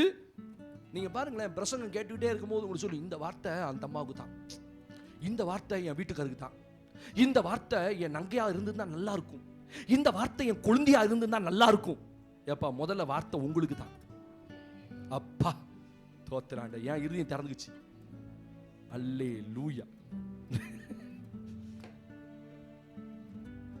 சபையில பலிபீடத்துல ஒரு வார்த்தை வருதுன்னா அவர்கள் கண்களினால் காணாமலும் காதுகளினால் கேட்காமலும், ஸ்தோத்திரம், அப்படி அடைச்சு வச்சுக்கிறது. அப்படி அடைச்சு வைக்கிறனாலதான் கொழுப்பு நிறைய ஏறி இருதயத்தை அடைக்குது. இருதயம் கொழுத்திருக்கிறது. கர்த்தர் சொல்ற சத்தத்தை கேட்க முடியல. கர்த்தர் சில ஆலோசனைகளை சொல்லும் போது உங்களுக்கு கேட்க முடியல. ஒரு பிரச்சனை வருது, பாஸ்டர் கூப்பிடுறீங்க, 2 பேரும் நியாயமா தான் சொல்லுவேன், அதனாலதான் என்னைய கூப்பிடுறீங்க. ஒரு பிரச்சனை வந்தா நீங்க அம்மா வீட்டுல இருந்து நீங்க அப்பா வீட்டுல இருந்து கூப்பிட்டு பாருங்க, அவன் உங்களுக்கு பேசுவான், இவன் உங்களுக்கு பேசுவான், நடுவுல இன்னும் பேசுறது யாருமே இருக்க மாட்டாங்க. நான் போனாதான் நீ செய்யற தப்புமா, நீ பேசுற தப்புப்பா, சமாதானத்தை பண்ணு. சபையில சில நேரத்துல இந்த வருஷம் முழுவதும் கர்த்தர் எத்தனையோ காரியம் பேசியிருக்கார். நலமானவற்றை மட்டும் நீங்க எடுத்துக்கொண்டீர்கள். கடிந்து கொள்ளுற உபதேசத்தை உங்க இருதயம் கேட்க மறுக்குது. ஆஸ்ட் எப்ப பார்த்தாலும் இப்படிதான் சொல்லுவார், இப்படிதான் பேசுவார், இப்படிதான் என்னையே தான் பேசுவார். ஸ்தோத்திரம், சந்தோஷப்படுங்க, உங்களை தான் பேசுறேன். அப்பா, இந்த ஒரு ஆத்துமா ஆசீர்வதிங்க. ஸ்தோத்திரம், உங்களுக்கு தான் பேசுறேன். ஆராதனை முடிஞ்சு போகும்போது பத்த வச்சுக்கிட்டே போறது பத்தியா, அவர் ஒன்னே தான் பேசினார். இந்த வருஷம் இந்த கோஷ்டியெல்லாம் சபைக்குள்ள அடங்கணும். உங்களால ஆசீர்வாதம் இருக்க முடியாது. ஆனா இங்க வரவே இல்லாத ஒரு ஆளுக்கு எப்படி என் பிரசங்கம் தெரியும்? சொல்லுங்களேன், நீங்களே நியாயமா சொல்லுங்களேன். இங்க ஆராதனைக்கே வரல, ஆனா ஆராதனை முடிஞ்ச அடுத்து 10வது நிமிஷம் அவனுக்கு தெரியுது, ஒன்னே தான் பேசினார் பாஸ்டர். இந்த ஆத்துமா செழிக்குமா இல்ல இந்த ஆத்துமா ஒண்ணுமில்லாம போகுமா? இந்த வருஷம் ஃபுல்லா இந்த வேலையை நல்லாவே பத்த வைக்கிற வேலையை பார்த்துட்டீங்க. ஒரு விசுவாசி உங்களால தான் கெட்டு போகுது. ஒரு விசுவாசி உங்களால தான் இடர். அவனுக்கே நான் சொல்ற வார்த்தை புரியல, அவனை தான் சொல்றேன்னு, அவங்கள தான் சொல்றேன். சில ஆட்களுக்கு சில வார்த்தைகளை ஆண்டவர் கொடுப்பார். வரும்போதே சொன்னா பேரை சொன்ன பிரச்சனை ஆயிரும். ஆனா நம்ம ஆட்கள் சும்மா இருக்காது பாருங்க. போன் பண்ணி உங்களை தான் சொன்னார் பாஸ்டர், அந்த ஆத்ம சபைக்குள்ள இல்ல, 2-3 குடும்பங்கள் உங்களால கெட்டு போச்சு இந்த வருஷம். ஆனா நான் என்ன செஞ்சேன் ஆண்டவரே? ஒண்ணுமே செய்யல ஆண்டவரே. அப்ப உங்க நடிப்பை நான் நம்புவேன், உங்க நடிப்பை கர்த்தர் நம்ப மாட்டார். ஒண்ணுமே அப்படி பார்த்தா பரிதாபமா இருக்கும். என்ன ஜெபம் பண்ணுங்க பாஸ்டர், ஆண்டவர் ஜெபத்துக்கு போன, என்ன ஆண்டவர் இந்த அம்மா இப்படி அழுது, இந்த விசுவாசி இப்படி அழுகுறாங்களே. ஏய், நீ பார்க்கிறபடி நான் பார்க்க மாட்டேன். மனுஷன் முகத்தை பார்ப்பான், கர்த்தரோ இருதயம் கொழுப்பா இருக்கிறத பார்ப்பேன். ஆமா, இருதயம் கொழுத்து போயிருக்கிறத பார்ப்பேன். சும்மா இல்லாமல் 4 விசுவாசி இடல் அடைகிறதுக்கும் சபையை விட்டு போகிறதுக்கும் நீங்கள் காரணம். அது எனக்கு தெரியும் யாருன்னு, ஆனால் நான் சொல்ல மாட்டேன். போனால் போதும், அவங்களுக்கு தெரிஞ்சது அவ்வளோதான். மனுஷன் எதை விதைக்கிறானோ, ஒரு ஆத்துமா உங்களால் இந்த வருஷம் உள்ள கொண்டு வர முடியலனாலும் உள்ள இருக்க ஆத்துமாவை கெடுக்காதீங்க. இது தேவனுடைய சபை, நான் தேவனுடைய சார்பில் தான் பேசுறேன். இது என் சபை அல்ல. This is not mine. இது என்னுடைய சபை அல்ல. நான் இப்பயும் பலிபீட தெளிவா சொல்றேன். இது கர்த்தர் சார்பில் தான் நான் நிக்கிறேன்.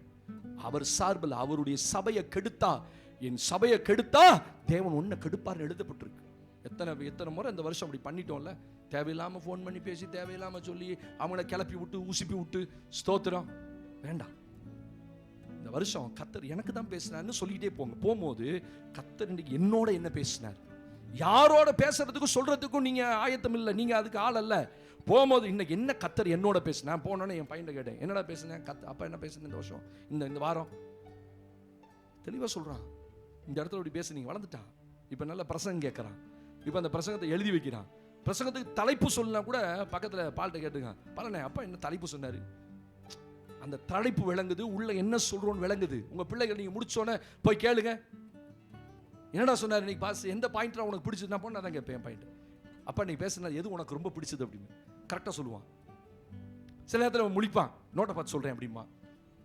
ஏதோ ஒன்று கர்த்தருடைய வார்த்தை உங்களுக்கு என்ன போச்சு இந்த வாரம், கர்த்தருடைய வார்த்தை உங்களுக்கு என்ன வந்து. போதகர் பேசுறேன்னு சொல்லாதீங்க. கர்த்தர் இந்த நாளில் நான் போனேன், இன்னைக்கு என்னோட அதை பேசினார். ஆமேன்னு சொல்லுங்க பாப்போம். ஆமேன்னு சொல்லுங்க பாப்போம். கண்ணார கண்டும் காதார கேட்டும். அடுத்து ஒன்று சொல்றாரு, உணராமல் போனார்கள். ஏன் கொழுப்பு வளரும் தெரியுமா? என்னையும் சேர்த்தான் பிரசங்கம் பண்றேன். ஆமேன். உங்களுக்கு மட்டும் இல்லை, எனக்கும் சில நேரத்தில் ஆண்டவர் பேசும்போது சில காரியத்தை நானும் செய்யறது இல்லை. ஆனால் மனுஷன் தானே 99% கீழ்படுகிறோம் ஆண்டவருக்கு. இல்லை நமக்கு சில நேரத்தில் கொழுப்பு ஏறும்போது சில ஆசீர்வாதங்களை கர்த்தர் வைப்பார். ஜெபத்துக்கு போகும்போது தேவன் உணர்த்தும் போது அதை உடனே கொண்டு சரிப்படுத்துறோம். சரிப்படுத்துறதுனால தான் நான் கேளாத சில ஆசீர்வாதங்களை கர்த்தர் கொடுக்குறாரு. சரி, நான் ஒன்று புரிஞ்சுக்கங்க, நீங்க கேட்காத ஆசீர்வாதத்தை கூட கர்த்தர் கொடுப்பார். சில நேரத்தில் நீங்க ஜெபமே பண்ணிருக்க மாட்டீங்க, ஆனா அந்த பொருள் அந்த வருஷம் வாங்குவீங்க. அந்த ஆசீர்வாதம் உங்க வீட்டுக்குள்ள வந்திருக்கும். கர்த்தர் அனுமதிக்காம அந்த வீட்டுக்குள்ள அந்த ஆசீர்வாதம் வராது. ஆமேன்னு சொல்லுங்க. ஐயோ நான் நினைக்கவே இல்லையே, நான் யோசிக்கவே இல்லையே அந்த ஆசீர்வாதம் அப்படின்னா, கேளாத ஐஸ்வர்யத்தை கர்த்தர் கொடுப்பார். நீங்க தேவனுக்கு முன்னாடி சரிப்படுத்தி பாருங்க. உணராமல் போனார்கள். தேவனுடைய பிள்ளையே இருதயம் கொழுத்து போச்சுன்னு வச்சுக்கோங்க, இருதயத்தில் கொழுப்பு கட்டிருச்சுன்னு வச்சுக்கோங்க. என்ன பெருமை, அந்த கொழுப்பு தான் பெருமை. ஒரு மனுஷனுக்கு மதிகேடும் பெருமையும் உள்ளத்துல வந்துருச்சுன்னா எந்த செய்தியும் கேட்க மாட்டாங்க, எந்த செய்தி உள்ள போக. இப்ப நான் ஒவ்வொருத்தரும் எழுப்பி இந்த வருஷம் ஏதாவது 52 வாரத்துல எந்த செய்தி உங்களால மறக்க முடியாத செய்தி அப்படி உங்களால சொல்ல முடியுமா? மார்ச் மாசம் இப்படி பேசுறீங்க பாஸ்டர், ஒருத்தர் நான் டெய்லி அடிக்கடி கூப்பிடுவார், பாஸ்டர் இந்த செய்தி சூப்பரா இருந்துச்சு, யூடியூப்ல போட்டிங்களா, நான் கேட்கணும் அப்படிம்பார். அப்படியும் விசுவாசிகள் இருக்கீங்க. நான் உட்காந்து 8 மணி நேரம் ஒர்க் பண்ணி போட்டாலும் கண்டுக்காத விசுவாசி இருக்கிறீங்க. தோத்திரம்.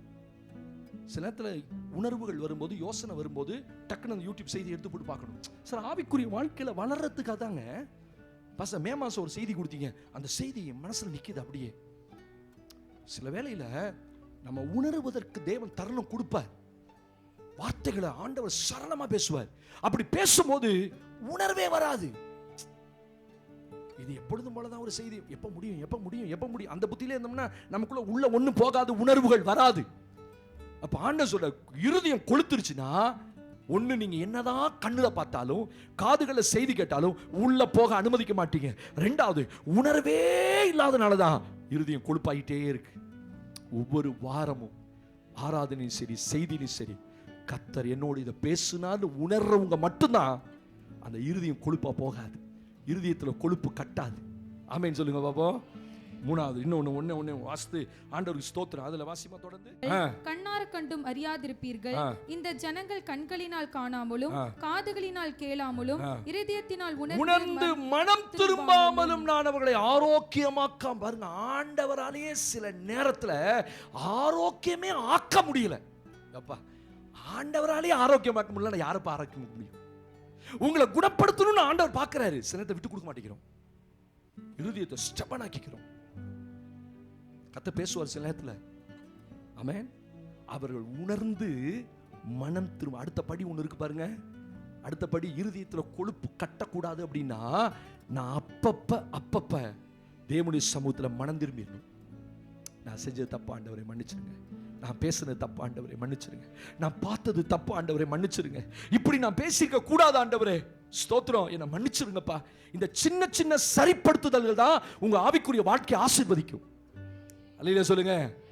அப்படி மனம் திருப்பிருக்கோம் இந்த வருஷத்துல. எப்பயாவது செய்தி வரும்போது, ஆமா நான் பேசியிருக்கூடாது இல்லை, ஆமா நான் அப்படி எங்கள் வீட்டுக்காரர் சொல்லியிருக்க கூடாது, என் மாமியார் அப்படி சொல்லியிருக்க கூடாது, என் பக்கத்து வீட்டுக்காரன் தேவையில்லாமல் சண்டை போட்டேன் ஆண்டவரே அப்படின்னு உங்க இறுதியை சொல்லிச்சா, அதான் மனம் திரும்புதல். உடனே ஆண்டவர் சொல்லணும், என்னால் அவங்க காயப்பட்டிருந்தேன், என்னை மன்னிச்சிருங்க ஆண்டவரே, நான் பேசிட்டேன் உண்மைதான், என் வேகத்தில் என் கோபத்தில் பேச மன்னிக்க தான் கத்தர் இருக்காரு. அப்ப தேவன் என்ன விரும்புறாரு? இருதயத்தை கொழுப்பு கட்டக்கூடாது, அப்பப்ப மனம் திரும்புதல். நாங்க பலிபீடத்தை வந்து நிக்கிறதுக்கு முன்னாடி எனக்கு கத்தர் என்னெல்லாம் சொல்றாரோ அதெல்லாம் நான் மனம் திரும்பணும். நான் அப்படிதான், என்னை யாராலையும் மாற்ற முடியாது. சில சொல்லுவாங்கல்ல, நீ யாரை வேணா மாத்திக்க, நான் அப்படித்தான். அந்த ஆட்களுக்குலாம் கொழுப்பு கட்டி போச்சுன்னு அர்த்தம். இந்த வருஷம் சொன்னீங்களா? இந்த வருஷம் சொன்னீங்களா? நீ யாரை வேணா மாத்து, என்ன நீ மாற்ற முடியும், நான் அப்படித்தான், உலகமே மாற நான் மாற மாட்டேன், நான் அப்படி, என் கேரக்டர் அப்படித்தான் வச்சுக்கோங்க. யாரு வேணான்னா உங்களுக்குள்ள நீங்களே வச்சுக்கோங்க. ஆனால் அது உங்களை பாதிக்கணும் உங்களுக்கு தெரியுமா? அது உங்க ஆவிக்குரிய வாழ்க்கை கெடுக்கணும் உங்களுக்கு தெரியுமா? அதனால தேவன் துக்கப்படுவார்னு உங்களுக்கு தெரியுமா? என் வாயிலிருந்து ஒரு நாள் கூட நான் அப்படித்தான் சொல்ல மாட்டேன். நான் ரொம்ப பயப்படுறேன் தேவனுக்கு. என்னை சேஞ்ச் பண்ண பண்ண பண்ண பண்ணதான் என்னை தேடி ஆசீர்வாதங்களை கத்தர் கொடுக்கிறார். எத்தனை பேரோட கத்தர் பேசுறார்? ஆமென். காதுல கேட்கும் போது உணரணும். சில வேளையில கத்தர் பேசும்போது, ஆண்டவர் இன்னைக்கு பேசிட்டாருப்பா, என்னோட தான் பேசியிருக்காருப்பா, நான் உணர்ந்துட்டு அடுத்து சொல்ல, நீ மனம் திரும்பிடு, இந்த வருஷம் சுத்திகரிப்பு நாராதல. ஆமா ஆண்டவரே, தப்பு தான், தப்புனா தப்பு தான் ஆண்டவரே, நான் அதை உணர்ந்துட்டேன், மனம் திரும்பிட்டேன். இப்படி கத்தர் உங்களுக்கு உணர்ந்தா அடுத்து சொல்றாரு, நான் அவர்களை ஆரோக்கியமாக்காமல் இருக்க. ரொம்ப டேஞ்சர் இதுதான். ஒரு அளவுக்கு கொழுப்பு அதிகமா போச்சுன்னா டாக்டராலே ஸ்டென்ட் வைக்க முடியாது. அப்படிதானே? நீங்க மெடிக்கலாவே வருது, அப்படியே செய்தி அப்படி மெடிக்கல்ல போகுது. சோத்ரம் உள்ள போயாச்சு, ஆன்ஜியோ பண்ணியாச்சு, 4 வாழ்வும் 90% அடைச்சு போச்சு, ரத்தம் சொட்டு சொட்டா உள்ள போகுது. இப்ப டாக்டர் சொல்றாரு ஒருத்தட்ட, உன் இருதயத்துல ரத்தம் எப்படி போகுது? இப்ப லப் டப் லப் அப்படின் போது பட்டு நடிக்கும் போது இருதயத்துல அந்த அந்த ரத்தம் வேகமா போகும். அதனாலதான் இப்ப நீங்க என்ன உயிரோட உட்காந்துருக்கீங்க. அந்த அடிக்கும் போது ரத்தத்தை அனுப்புறதுக்கு வாழ்வுகள்ல பலன் இல்லை, அப்படியே சொட்டு சொட்டா இருதயத்துக்குள்ள இருந்தா இருதயத்தினுடைய வேகம் குறைஞ்சிடும், செயல்பாடுகள் குறைஞ்சிடும். அல்லேலூயா. இப்ப அப்படிதான் ஆவிக்குரிய வாழ்க்கை. கொழுப்பு அடைச்சிருச்சு 4 வாழ்வுலைன்னா ரத்தம் போகல, உயிர் வாழ முடியாது. இப்ப ஆண்டவர் சொல்ற, நானே, சில டாக்டர் சொல்லுவாங்க அவ்வளவுதான் இனி ஒன்றும் செய்ய முடியாது, 4 வாழ்வையும் வெட்டி எடுக்கணும், பெரிய ஆபரேஷன், மேஜர், 4 ஸ்டென்ட் வைக்கணும். இப்ப உள்ள ஒரு ஸ்டென்ட்டோட விலை 1.5 லட்சம் ரூபாய். 4 எவ்வளாச்சு? இருதயத்தை நல்லா பார்த்துக்கங்க. அவன் சொல்லுங்க, எல்லாருக்கும் மாரடைப்பு வருது. ஏன்? ரத்தம் உள்ள போக முடியல, வாழ்வுகள்ல கொழுப்பு அடைச்சிருக்கு. இப்ப டாக்டர் அந்த கொழுப்பை ஓட்ட போட்டு கை வழி அனுப்புவார். கொடூரமான சம்பவம் அதெல்லாம். உள்ள அனுப்பி அந்த கொழுப்புக்குள்ள உள்ள விட்டு கொழுப்பை கறப்பாங்க. அப்ப ரத்தம் ஓடுறதுக்கு வசதியா இருக்கு. அதுதான் ஸ்டென்ட்ன்றது. 1.5 லட்சம் ரூபாய். 4 வாழ்வு வச்சு எவ்வளாச்சு? 6 லட்சம் ரூபாய். முடிஞ்சு போச்சா? இலவசமா சுத்தம் பண்ணலாம். ஆமென் சொல்லுங்க. ஒழுங்கா மனம் திரும்பிட்டோம்னா உங்க இருதயம் அடைக்கவே அடைக்காது. சொல்ல மாட்டேங்கிறீங்களே. உங்களுக்கு மாறப்ப வராது, நான் சொல்றேன். அல்லேலூயா. நீங்க தான் அப்பயே சொல்றீங்களா பாஸ், எங்களுக்குலாம் வராதுன்ட்டு. நாங்க தான் எல்லாத்தையுமே கொட்டிடுறோமே, அதையும் தாண்டி கொழுப்பு கட்டும். தோத்திரம். மனம் திரும்பலன்னா, மனம் திரும்பிட்டோம்னு வச்சுக்கோங்க, கொழுப்பு தன்னால கரைஞ்சிரும். சோத்திரம். கொழுப்பே இருக்காதாங்க. ஏன்னா இருதயம் கொழுத்திருக்குன்னு சொன்னது யாரு? கர்த்தர். அவன் உணர மாட்டான். மனம் திரும்பலன்னா இருதயம் கொழுப்பு கட்டி இருக்கும், கொழுப்பு வளர்ந்துரும். முதல்ல முள்ளு உள்ள வளர்ந்துருச்சு, இப்ப கொழுப்பு வளர்ந்துருச்சு. கொழுப்பு கரையணும்னா தேவனுடைய சமத்தை உணர்ந்தரணும்.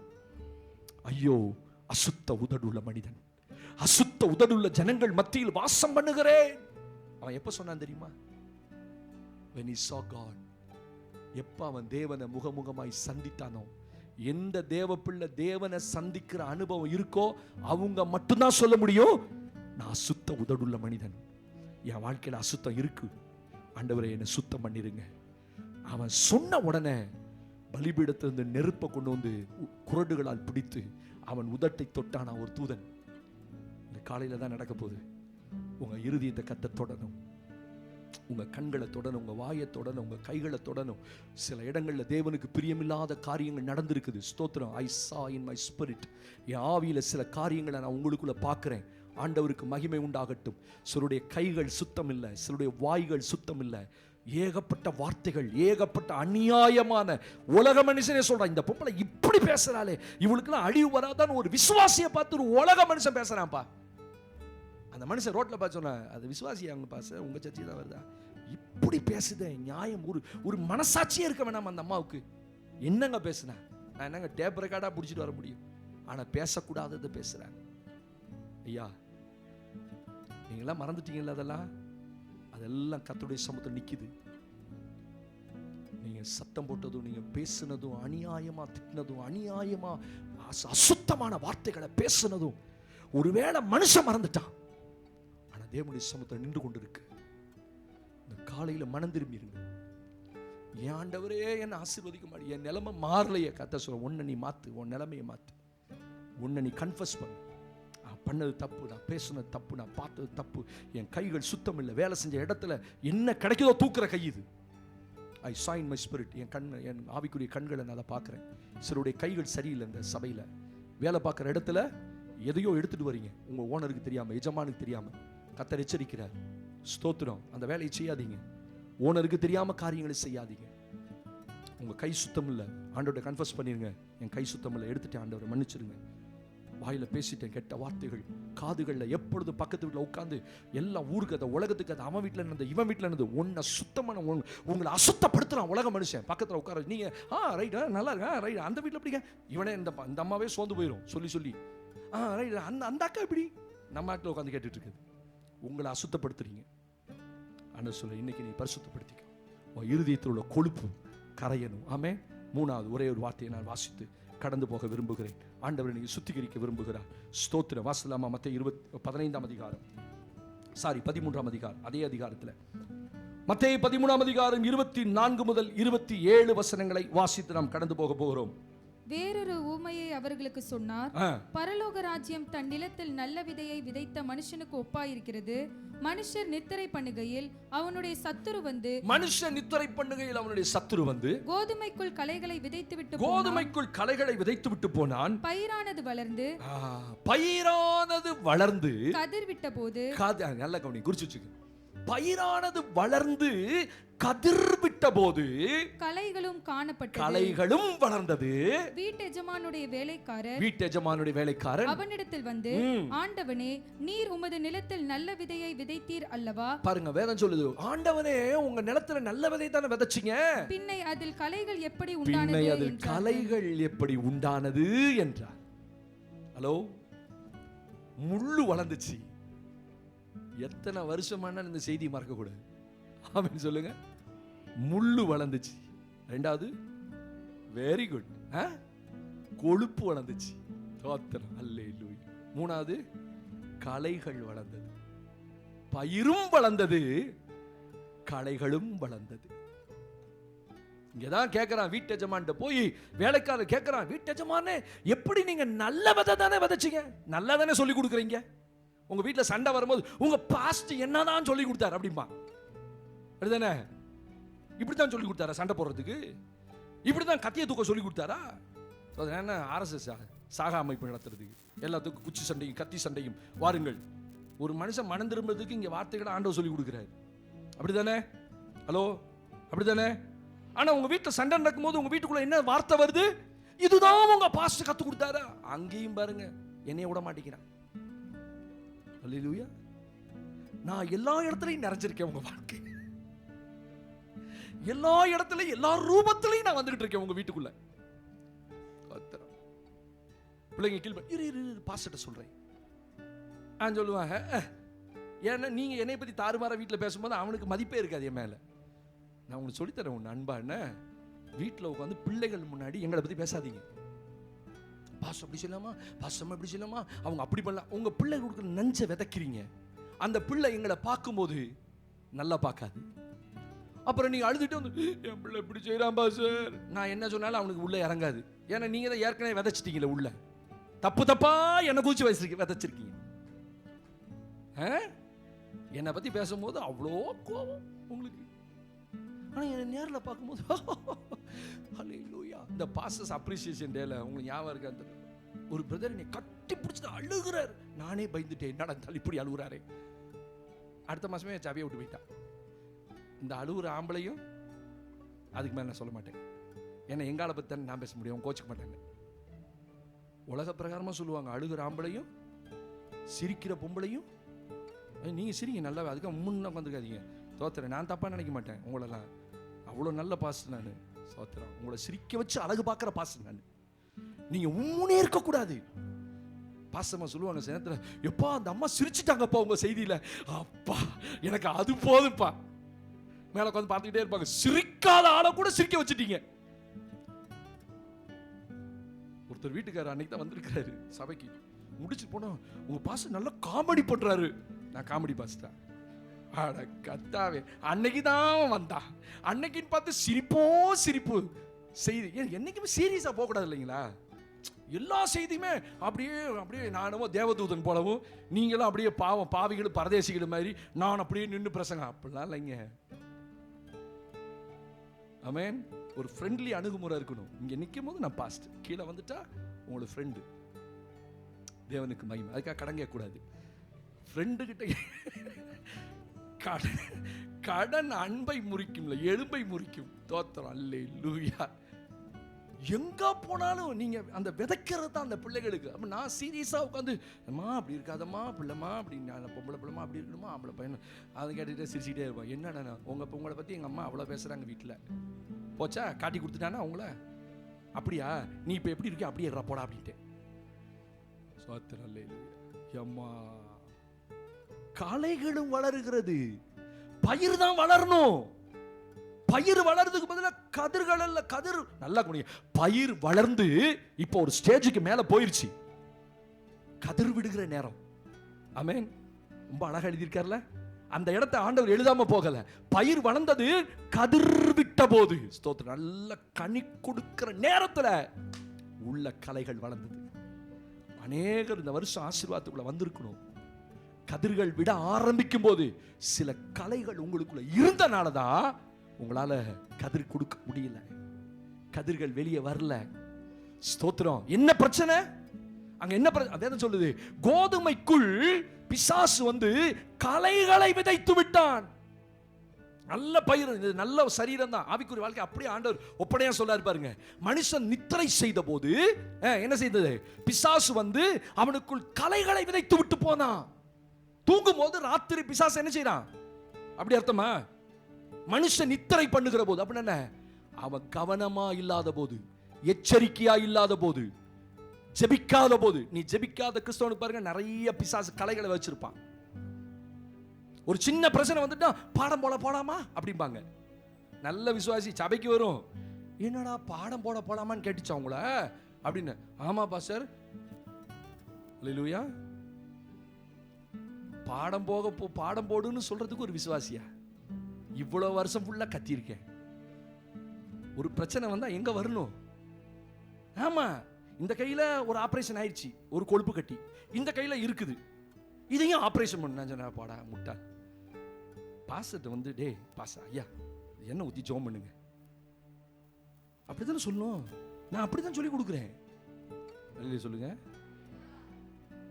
ஹல்லேலூயா. அது கரைஞ்சிடும். நீங்க ஆபரேஷன் பண்ணி தான் எடுப்பேன்னு சொன்னா போய் பண்ணுங்க, செலவு பண்ணுங்க. எத்தனை சாட்சிகள் இதை ட்ரை பண்ணுங்க. அப்புறம் கர்த்தர் அப்படித்தான் அனுமதிப்பாரான போங்க, நான் வேணாம் சொல்ல. I am not against. அப்ப களைகள் உள்ள என்ன செய்யக்கூடாது சொல்லுங்க.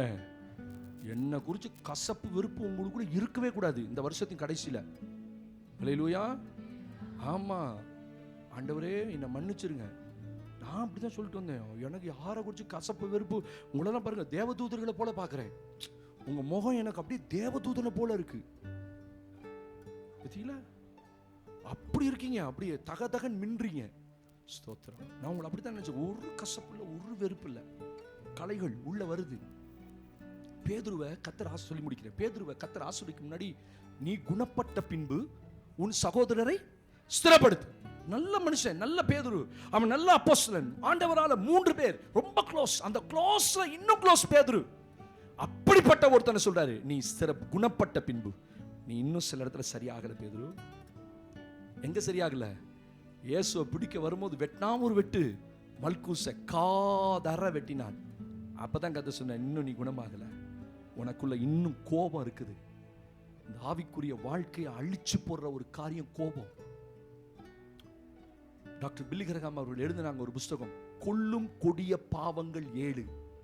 அந்த புஸ்தகம் கிடைச்சா வாங்கி பாருங்க. உங்களுக்கு வேணும் சொல்லுங்க, நான் PDF அனுப்புறேன், என்கிட்ட இருக்கு, வாசிக்கணும்னு சொல்லுங்க. கொல்லும் கொடிய பாவங்கள் 7. ஆவிக்குரிய வாழ்க்கையை கொல்லுகிற பாவம் 7 பாவத்துல பிரதான பாவம் கோபம். அடக்க முடியல.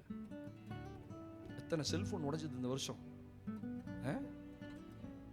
எத்தனை பொருட்களை வீட்டில் போட்டு உடைச்சிங்க? பேதுருவுக்கு பயங்கர கோபம். பேதுருக்குள்ள இன்னும் குணப்பட வேண்டிய காரியம், மறுதளிச்சான் ஆண்டவரை. சொன்னா, ஏப்பா நீ அடிக்கடி பின்வாங்குற உன் இருதயத்தில். ஹலோ, இருக்கீங்களா? அநேக விசுவாசிகள் இருதயத்தில் என்ன செய்றீங்க? தேவனை விட்டு பின்வாங்குறீங்க. என்ன ஜெபம் பண்ணி, என்ன நடந்து, என்ன ஆவிக்குரிய வாழ்க்கை, என்ன சபை, என்ன பிரயோஜனம்? எத்தனையோ பேத்துக்குள்ள அந்த விதமான எண்ணங்கள் இருக்கு. தேவனை விட்டு தூரம் போகாத கர்த்தருடைய பிள்ளையே, ஒன்னு சொல்லும், 1000 நடந்தாலும் சரி, ஆமென், ஆண்டவரை விட்டு நான் போக மாட்டேன். ஒரு நிமிஷம் கூட என் இருதயத்தை அப்படி யோசிக்க மாட்டேன். தாவீது சொல்றான், இவ்வளவு நடந்தும் எங்கள் இருதயம் உம்மை விட்டு பின்வாங்கவில்லை. அத்தனை காரியம் தாவீதுடைய வாழ்க்கை நடந்துச்சு. அவன் சொல்றான், ஒரு நிமிஷம் கூட நான் ஆண்டவரை பின்வாங்கி போகல. சபைக்கு வரக்கூடாதுன்ற எண்ணமோ, வேதத்தை வாசிக்க மாட்டேன், கோவம் வந்துருச்சுன்னா வேதத்தை தூக்கி போடுறது, ஸ்தோத்திரம் இல்லப்பா, அது கலை, ஜாக்கிரதையாரு. தேவன் சொல்ல, கலையை வளர விட்டுறாத, கலையை வெட்டிடு. எஜமான் சொல்றான், விடுப்பா வளரட்டும், கடைசி ஒரு நாள் வரும் எல்லாத்தையும் பிடிங்கிற. அதான் இன்னைக்கு உட்காந்து கசப்புகள், வெறுப்புகள், கோபம், வைராக்கியம், எரிச்சல், தேவையில்லாத எரிச்சல் உள்ள மனிதர்களை குறித்து, குடும்பத்தை குறித்து, உறவுகளை குறித்து நீங்க ஆண்டவர் சொல்ல வேண்டாம், நீ வளரணும். ஆமென் சொல்லுங்க. இந்த வருஷம் நீங்க ஆசீர்வாதத்தை எடுக்கணும். புதிய வருஷத்துக்குள்ள போகும்போது கர்த்தர் விடுறார், உங்களோட பேசுறாரு. நீ உள்ள விட்டது முள்ளு, அது ஒன்னதான் குத்தி கிழிக்கும். அநேகரை குத்துறதுக்கு முன்னாடி இது ஒன்ன குத்தும். 2வது, கொழுப்பு நிறைய வளர்ந்துருச்சு. அது கண்களால் கண்டும், காணாமல் கேட்டும், காதால் கேட்டு, உணராமலும், மனம் திரும்பாமலும். ஒரு தேவ பிள்ளைக்கு 2 இருதயம் குணமாகணும்னா உணரணும், மனம் திரும்பணும். ஆமென். 3வது, கதிர்கள் வளர்ந்தது, அதை எடுத்திருப்பா, அதை தூக்கி எங்க போடு? தீயினால சுட்டரித்தார்கள். இப்ப பரிசுத்தாவின் அக்கினிக்குள்ள அதை போட போறோம். ஆவியானவரே, எனக்குள்ள தேவையில்லாத கசப்பும், வெறுப்பும், வைராக்கியம், கோபம், எரிச்சல் எல்லாத்தையும் நான் தூக்கி இப்ப போடுறேன். அப்படி எழுந்துடுங்க பார்ப்போம். ஆண்டவர் நல்ல சுத்திகரிப்பின் ஆராதனை இந்த காலையில கொடுத்திருக்கார். அப்படியே கண்களை மூடுங்க பார்ப்போம். கடைசி நிமிடம் தேவன் உங்களோட என்ன பேசினார்? பயிர் வளர்ந்ததா, முள் வளர்ந்ததா? பரிசுத்தம் உள்ளவன் இன்னும் பரிசுத்தமாகட்டும். ஏன் உங்களோட இந்த வசனம் கொடுத்தா தெரியுமா? நீ பரிசுத்தம் உள்ளவன் தேவ பிள்ளையே, இன்னும் நீ பரிசுத்தம் ஆகணும் தான் கர்த்தருடைய பிள்ளையை உங்களோட கர்த்தர் பேசினார். அதை ஏற்றுக்கொள்ள மனதாயிருக்க ஏற்றுக்கொள்வான். வெளிப்படுத்தின விஷயத்தில் 7 முறை கர்த்தர் சொன்னார், காது உள்ளவன் கேட்க கடவன். அப்படியே வலது கையை உயர்த்தி, சின்ன பிள்ளைங்க பெரியவங்க அத்தனை பேரும் ஆண்டவர் இந்த புது வருஷத்துல உங்களை ஆசீர்வாதத்துக்குள்ள நடத்தணும்னா ஆண்டவர் சொல்றாரு, முள்ள வளர விட்டுறாதப்பா. முள் வளர்ந்தது, அந்த வார்த்தை என்ன ரொம்ப தொட்டுச்சு. எப்படிப்பா இந்த முள் வளர்ந்துச்சு? 2வது, கொழுப்பு வளர்ந்துருச்சு. கொஞ்சமா இல்ல, இருதயம் கொழுத்து இருக்கிறது, ரொம்ப கொழுப்பு அடைச்சு போச்சு. உணராமலும், கர்த்தர் சொன்ன வார்த்தையை உணரல, கேட்கல, கண்ணார கண்டு, காதார கேட்டு, செவி மந்தமாகி போயிடுச்சு. ஆண்டவர் சொல்றாரு, உன் இருதயம் கொழுக்க கூடாது தேவ பிள்ளைய. பெருமையினாலும், மதிகேட்டினாலும், புத்தியினத்தினாலும், யார் சொன்னாலும் கேட்க மாட்டேன், அப்படிலாம் போயிடக்கூடாது. அதுதான் இருதயம் கொழுக்கிறது. 3வது வேதம் சொல்லு, கதிர்கள் வளர்ந்த போது, பயிர் வளர்ந்த போது, கதிர்விடும் நேரம் வந்த போது கலைகளும் காணப்பட்டது. அப்படியே தலைகளை உயர்த்தி, என்ன பரிசுத்தம் பண்ணிருங்கப்பா. கலைகள் எனக்குள்ள வேண்டாம். என்ன அடிக்கடி பலவீனத்தில் தள்ளுறது, அடிக்கடி வியாதி வர்றது காரணம் தெரியுமா? எனக்குள்ள கோபம், எரிச்சல், யாரையோ குறித்த வைராக்கியம், சில நேரத்தில் பழி வாங்குகிற எண்ணம். கர்த்தர் சொல்றாரு, வேணாம்பா, வேணாம்பா, உனக்குள்ள வேணாம்பா, உனக்குள்ள வேணாம்பா, உன்னை சுத்தம் பண்ணிரு. உன்னை சுத்தம் பண்ணி இருக்க கர்த்தருடைய பிள்ளையே கேளுங்க. ஆண்டவரே, எத்தனை வார்த்தை இன்னைக்கு என்னோட பேசுனீங்க. முள்ளை எடுத்துருங்கப்பா. அந்த முள்ளு என்னையே தான்ப்பா குத்தி கிழிக்கும். ஆண்டவரே, கொழுப்பு என் இருதயத்துல கட்ட நான் இனி அனுமதிக்க மாட்டேன். பலிபீடத்திலிருந்து வருகிற வார்த்தைகளை நான் உணரணும். நான் மனம் திரும்பணும். கட்டாயம் நான் மனம் திரும்பிடுறேன். ஏசப்பா, கலைகள் வேண்டாம் ஆண்டவரே. கலைகளை பிடுங்கி போட எனக்கு பலன் தாரு. கலைகளை சிலுவையில் நான் எடுத்து போட, அக்கினியில சுட்டரிக்க பலன் தாரும் ஆண்டவரே. ராஜா, உமக்கு ஸ்தோத்திரப்பா, உமக்கு ஸ்தோத்திரப்பா, உமக்கு நன்றி ஆண்டவரே. உம்மை நான் துதிக்கிறேன் ஆண்டவரே. உமக்கு ஸ்தோத்திரம்.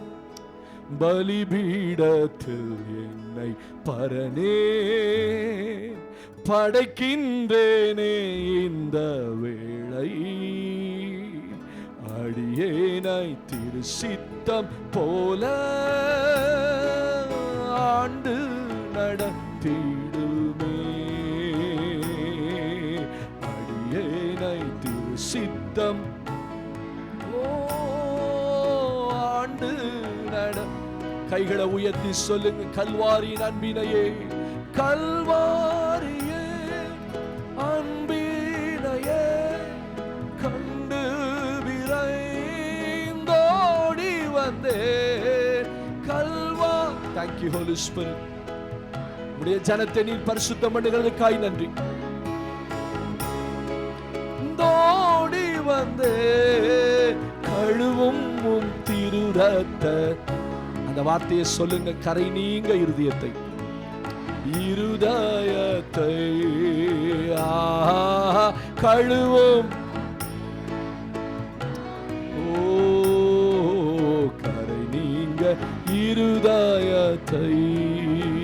நல்ல தகப்பனே, எங்களோடு பேசி நல்ல நீண்ட ஒரு ஆராதனையை கொடுத்தி, நல்ல பாடல்கள், நல்ல ஆராதனை, நல்ல குழந்தை பிரதிஷ்டை ஆண்டவரே. ஸ்தோத்திர. வேத வாக்கியத்தை வாசித்து மனம் திரும்ப கர்த்தருடைய வார்த்தையை கேட்டோம் ஆண்டவரே. இன்றைக்கு நாங்கள் எதை வளர விடக்கூடாது ஆண்டவரே, எதில் நாங்கள் இன்னும் பரிசுத்தமாகணும்னு சொல்லி கர்த்தர் எங்களோடு பேசின வார்த்தைக்காக நாங்கள் மனதார நன்றி சொல்றோம். கர்த்தாவே, உமக்கு ஸ்தோத்திரம். எங்க பிள்ளைங்க நல்ல ஆவிக்குரிய வாழ்க்கை வாழட்டும். இன்னைக்கு போகும்போதே உங்களுடைய வசனத்தோடு நீங்க பேசிக்கிட்டே இருங்கப்பா. எம்மாவும் சீசரோடு பேசிக்கிட்டே போனது போல எங்க பிள்ளைகளோடு போங்கப்பா. இந்த வாரம் முழுவதும் 3 நாட்கள் எங்க பிள்ளைங்க ஜெபித்து தங்களை பரிசுத்தம் பண்ணிக்கொள்ள கிருபை தாங்கப்பா. புது வருஷத்துல புதிய கிருபைகளோடு உங்களை சந்திக்க கிருபை தாரும். வந்திருக்கிற ஒவ்வொருவரையும் நாமத்தில் ஆசீர்வதிக்கிறேன். துதி கன மகிமையாம செலுத்துறேன். மீட்பராக இயேசுவின் நாமத்தில் ஜெபிக்கிறோம். ஜெபம் கேளும் ஜீவனுள்ள நல்ல பிதாவே, ஆமென். சேர்ந்து சொல்லுவோமே. ஆத்துமா